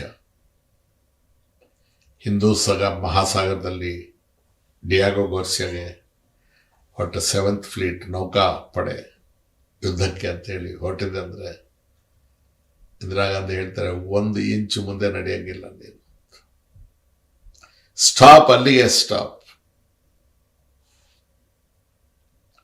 ಇವತ್ತು ನೀವು ಟ್ರಂಪ್ ಅವ್ರ ಜೊತೆ ನಡ್ಕೊಳ್ತಾ ಇರ್ತಕ್ಕಂಥ ರೀತಿ ದೇಶಕ್ಕೆ ಗೌರವ ಗೊತ್ತು. 92 ರೂಪಾಯಿ ಡಾಲರ್ಗೆ. ಭಾರತ ಮಾತೆ ಅಂದ್ರೆ ಏನಪ್ಪ? ಭಾರತ ಮಾತೆ ಏನು ಮೈಸೂರು ಸಿಲ್ಕ್ ಸ್ಯಾರಿ ಉಟ್ಕೊಂಡಿರ್ತಾರ, ಲಿಪ್ಸ್ಟಿಕ್ ಹಾಕೊಂಡಿರ್ತಾರ, ಸ್ಲೀವ್ಲೆಸ್ ಬ್ಲೌಸ್ ಹಾಕೊಂಡಿರ್ತಾರೆ. ಭಾರತ ಮಾತೆ ಅಂದ್ರೆ ಏನ್ರಿ? ನಮ್ಮ ಗೌರವ, ನಮ್ಮ ಅಮ್ಮ, ನಮ್ಮ ಮರ್ಯಾದೆ, ನನ್ನ ಭೂಮಿ, ನನ್ನ ದೇಶ, ನನ್ನ ತಾಯಿ ಅಲ್ವೇನಪ್ಪ? ಅದೊಂದು ಕಲ್ಪನೆ, ಅದಕ್ಕೊಂದು ಆಕಾರ ಕೊಡ್ತೀವಿ. ನನ್ನ ರಿಸರ್ವ್ ಬ್ಯಾಂಕಿನ ಮಾನ್ಯತೆ ಪಡೆದಂಥ ನನ್ನ ರೂಪಾಯಿಗೆ ಎಷ್ಟು ಕೀಳಾಗ್ಬಿಡ್ತಪ್ಪ. ನನ್ನ ದೇಶದೊಳಗೆ ರಿಸರ್ವ್ ಬ್ಯಾಂಕ್ ಬಿಟ್ಟು ಬೇರೆ ಯಾರು ನೋಟನ್ನು ಅನುಮೋದನೆ ಮಾಡೋಂಗಿಲ್ಲ. ಪ್ರತಿ ನೋಟ್ಗೂ ರಿಸರ್ವ್ ಬ್ಯಾಂಕ್ ಗವರ್ನರ್ ಸಹಿ ಮಾಡಲೇಬೇಕು. 93 ರೂಪಾಯಿ ನಿನ್ನ 1 ರೂಪಾಯಿಗೆ ಎಷ್ಟು ಕೆಳಗಿಳಿಸ್ಬಿಟ್ಟಿವೋ ಮಾರಾಯ ನಮ್ಮನ್ನ. ಭಾರತ್ ಮಾತೆ ಇದಕ್ಕಿನ್ನೂ ಅಪಮಾನ ಮಾಡೋರು. ಇದನ್ನೆಲ್ಲ ಮಾಡ್ಬಿಟ್ಟು ಭಾರತ್ ಮಾತಾ ಕಿ ಜೈ, ಭಾರತ್ ಮಾತಾ ಕಿ ಜೈ ಅಂತ ಕೂಗಿದ್ರೆ ಏನ್ ಭಾರತ್ ಮಾತಾ ಕಿ ಜೈಯಪ್ಪ? ದ್ರೌಪದಿ ಮಾನಭಂಗ ಮಾಡ್ದಂಗೆ ಸೀರೆ ಎಲ್ಲ ಎಳೆದು ಬಿಸಾಕ್ಬಿಟ್ಟು ಹೆಣ್ಣನ್ನ ರಕ್ಷಣೆ ಮಾಡ್ತೀನಿ, ಹೆಣ್ಣನ್ನ ಮಾನಭಂಗ ಮಾಡೋನು ನೀನೇ, ಹೆಣ್ಣಿನ ರಕ್ಷಣೆ ಮಾಡ್ತೀನಿ ಅಂತ ಹೇಳೋನು ನೀನೆ. ಭಾರತ್ ಮಾತಾ ಕಿ ಜೈ ಏನಿದೆ $93 $1 ಮಾಡಿರೋನು ನೀನೆ. Very bad. ಒಂದು ಮಾತನ್ನು ಪ್ರಾರಂಭದಲ್ಲಿ ಬಳಸ್ತೆ, ಈ ದೇಶವನ್ನ ನೆಹರು, ಇಂದಿರಾ ಗಾಂಧಿ, ರಾಜೀವ್ ಗಾಂಧಿ, ಮನಮೋಹನ್ ಸಿಂಗ್, ದೇವೇಗೌಡರು ಎಲ್ಲರೂ ಆಳ್ವಿಕೆ ಮಾಡಿದ್ದಾರೆ. ದೇಶ ಉಳಿದಿದೆ, ಜನ ಉಳಿದಿದೆ, ವ್ಯವಸ್ಥೆ ಉಳಿದಿದೆ, ಸಂವಿಧಾನ ಉಳಿದಿದೆ. ನಾಯಕರು ಬರ್ತಾರೆ ಹೋಗ್ತಿರ್ತಾರೆ. ಇವತ್ತಿವರು ನಾಳೆ ಮತ್ತೊಬ್ರು. ಆ ಬದಲಾವಣೆಗಳಿಗೆ ಜನ ನಿರ್ಧಾರ ಮಾಡ್ತಾ ಹೋಗ್ತಾರೆ ಅನ್ನೋ ಭರವಸೆ ಸಹಜವಾಗಿ ಸಂವಿಧಾನಾತ್ಮಕವಾದಂಥ ಹಕ್ಕು ನಮ್ಮ ಮುಂದೆ ಇದೆ. ಬಟ್ ನಾವೇನಾಗಿದೆ ಅಂದರೆ ವಿಕಿಪೀಡಿಯಾ ಕೂತ್ಕೊಂಡು ಗೂಗಲ್ ಸರ್ಚ್ ಮಾಡಿದಾಗ ನೀವು ಏನು ಹೇಳೋರು ನಿಮ್ಮಿಂದ ಉತ್ತರಗಳು ಸಿಗುತ್ತೆ ನಮಗೆ. ಇಟ್ಸ್ ಲೈಕ್ ವಂಡರ್ಫುಲ್ ಇಂಟ್ರಾಕ್ಷನ್ ಅಂತ ನಾನು ಅನ್ಕೋತೀನಿ. ನೀವು ಜನಗಳ ಹೇಳೋದಾರು ಏನ್ ಹೇಳ್ತೀರಿ ಅಂತ ಅಂತಿಮವಾಗಿ ಏನ್ ಸಂದೇಶ ಕೊಡ್ಬೋದು ಅಂತ? ನೋಡ್ರಪ್ಪ, ಗೋಡೆ ಮೇಲಿನ ಬರಹ ನೋಡಿ, ಎಚ್ಚೆತ್ಕೊಳ್ಳಿ. ಗ್ರಾಮ ಪಂಚಾಯತಿ ಆಗಲಿ, ತಾಲೂಕ್ ಪಂಚಾಯತಿ ಆಗಲಿ, ಲೋಕಸಭೆ ಆಗಲಿ, ಅಸೆಂಬ್ಲಿ ಆಗಲಿ, ಯಾವುದೇ ಆಗಲಿ, ಭ್ರಷ್ಟಾಚಾರವನ್ನ ವೈಭವಿಸ್ತಕ್ಕಂಥವ್ರನ್ನ ದಯಮಾಡಿ ಗೌರವಿಸ್ಬೇಡಿ. ಬಡವರನ್ನ, ಕಷ್ಟಪಟ್ಟು ದುಡಿಯೋರನ್ನ, ಗೌರವವಾಗಿ ಜೀವನ ಮಾಡೋರನ್ನ ಹಂಗಿಸ್ತಕ್ಕಂಥ ಸಾಮಾಜಿಕ ಕಾರ್ಯಕ್ರಮಗಳನ್ನು ದಯಮಾಡಿ ಅವಾಯ್ಡ್ ಮಾಡಿ. ಈ ಚುನಾವಣೆ ಅಂತಂದರೆ ದುಡ್ಡಿನ ಹೊಳೆ ಹರಿಸೋದು ಬಿಟ್ಟುಬಿಡಿ. ಈ ದರಿದ್ರ ಏನೇನಿದೆ ಇವೆಲ್ಲ ನಿಲ್ಲಿಸೋದಕ್ಕೆ ಸ್ವಲ್ಪ ಪ್ರಯತ್ನ ಮಾಡಿ. ಮಾನವಾಗಿ ಮರ್ಯಾದೆಗೆ ಬದುಕೋದಕ್ಕೆ ಅವಕಾಶ ಕೊಡಿ. ನಮಗಾಗಿ ಪ್ರಾಣ ಬಿಟ್ಟಂಥವ್ರು ಯಾರಿದ್ದಾರೆ ಅವರು ಪಾಪ ಆ ಲೋಕದಲ್ಲಾದರೂ ನೆಮ್ಮದಿಯಿಂದ ನಿದ್ದೆ ಮಾಡಲಿ. ಸತ್ತು ಹೋದ್ಮೇಲೂ ಕೂಡ ಅವ್ರು ನಿದ್ದೆ ಅಲ್ಲಿ ನಿದ್ದೆ ಬಾರ್ದಂತ ನಾವು ಮಾಡ್ತಾ ಇದ್ದೀವಲ್ಲ, ಆ ಅಪರಾಧ ನಿಲ್ಲಿಸೋಣಪ್ಪ. ದಯಮಾಡಿ ಎಚ್ಚೆತ್ಕೊಳ್ಳಿ. ಗೌರವದಿಂದ ಗೌರವಸ್ಥರು ಎಲ್ಲೇ ಇರಲಿ, ಅವ್ರು ಯಾರೇ ಇರಲಿ, ಅವ್ರಿಗೆ ಗೌರವ ಕೊಡಿ. ಗೌರವಸ್ಥರನ್ನ ಗೌರವಿಸ್ತಕ್ಕಂಥ ಸ್ಥಿತಿ ಬರಬೇಕು. ಕಳ್ಳ ಬರ್ತಾ ಇದ್ದಾನೆ ಅಂತ ಹೇಳಿ ಪೊಲೀಸವ್ನ ಬಚ್ಚಿಟ್ಕೊಳ್ಬಾರ್ದಪ್ಪ. ಪೊಲೀಸ್ ಅವನು ಮಫ್ಟಿಯಲ್ಲಿ ಇರಲಿ, ಯೂನಿಫಾರ್ಮ್ ಇರಲಿ, ಅವನು ಈಚೆಗೆ ಬಂದ ಅಂತಂದ್ರೆ ಕಳ್ಳ ಬಚ್ಚಿಟ್ಕೊಳ್ಬೇಕು. ಅದು ನಾಗರಿಕ ಸಮಾಜ ಆಗುತ್ತೆ. ನಾವಿವತ್ತು ನಾಗರಿಕ ಸಮಾಜದಲ್ಲಿ ಇಲ್ಲ. ಯೂನಿಫಾರ್ಮ್ ಹಾಕೊಂಡು IG ಬಂದ್ರೆ ಕಳ್ಳ ಇನ್ನೂ ಜೋರಾಗಿ ಲ್ಯಾಂಬೋರ್ಗಿನಿ ಕಾರಲ್ಲಿ ಬರೋ ಕಾಲ ಬಂದ್ಬಿಟ್ಟಿದೆ. ಅವ್ರ ಕಾರ್ ನೋಡಿ IG ಸಲ್ಯೂಟ್ ಹೊಡಿತಾ ಇದ್ದಾನೆ, ಇವನು ಲ್ಯಾಂಬೋರ್ಗಿನಿ ಕಾರಲ್ಲಿ ಬಂದ ಅಂತ ಹೇಳಿ. This is an insult to civilised society. Yes ವೀಕ್ಷಕರನ್ನ ಆಗ್ಲೇ ಹೇಳ್ತಾ ಇದೆ ಅಂತಲ್ಲ, ನಾನು ವಿಕಿಪೀಡಿಯಾ ಮುಂದೆ ಕೂತು ಏನನ್ನು ಕೂಡ ಕೇಳಿದ್ರು ಕೂಡ ಸಿಗೋ ಉತ್ತರಗಳು ಸಿಗುತ್ತೆ. ಆ ರೀತಿಯ ಒಂದು ಗಣಿ ಅಸೆಟ್ ಕರ್ನಾಟಕದ ರಾಜಕಾರಣ ಇತಿಹಾಸದಲ್ಲಿ ರಮೇಶ್ ಕುಮಾರ್ ಸರ್, ನನಗೊಂದು ಸೌಭಾಗ್ಯ ಈ ಒಂದು ಸಂದರ್ಶನ ಮಾಡ್ಲಿಕ್ಕೆ ಅವಕಾಶ ಸಿಕ್ಕಿದ್ದು. ಎಸ್, ನಿಮ್ದೇ ಆದಂತ ಇನ್ನು 10, 100, 1000 ಪ್ರಶ್ನೆಗಳಿರುತ್ತೆ. ಅಲ್ಲಕ್ಕಿಂತ ನೀವೆಲ್ಲ ಕೂತು ಕೇಳೋಕ್ ಒಂದ್ ರೀತಿ ಇದಾಗ್ತದೆ. ಗಂಟೆ ಗಟ್ಟಲೆ ಸರ್ ಮಾತಾಡೋರು ಕೇಳುವಂತ ಪೇಷನ್ಸ್ ನಿಮ್ಗಿದೆ. ಕಾರಣ ಇಷ್ಟೇ, ವಿಷಯದ ಗಣಿ. ನನಗೂ ಒಂದಷ್ಟು ಅವಕಾಶ ಕೊಟ್ಟಿದ್ದಕ್ಕೆ thank you so much sir. ನನ್ಗೆ ಬಹಳ ಖುಷಿ ಆಯ್ತು. ಎಸ್ ವೀಕ್ಷಕರು, ನಿಮ್ದೇ ಆದಂತ ಒಂದಷ್ಟು ಪ್ರಶ್ನೆಗಳು ಬೇರೆ ಬೇರೆ ದಿವಸ ಇರುತ್ತೆ. ಮತ್ತೊಂದ್ಸರಿ ಅವಕಾಶ ಆದಾಗ ಆ ಮುಂದುವರೆದಂತ ಪ್ರಶ್ನೆಗಳಿಗೆ ಉತ್ತರವನ್ನು ಪಡೆಯುವಂತ ಕೆಲಸವನ್ನ ಮಾಡ್ತೀನಿ ಅಂತ ಹೇಳ್ತಾ ಈ ಒಂದು ಸಂದರ್ಶನವನ್ನು ಮುಗಿಸ್ತಾ ಇದ್ದೀನಿ. ಧನ್ಯವಾದ sir. Thank you so much once again. ಇದು ಕರ್ನಾಟಕ ಟಿವಿ, ಕನ್ನಡಿಗರ ಧ್ವನಿ.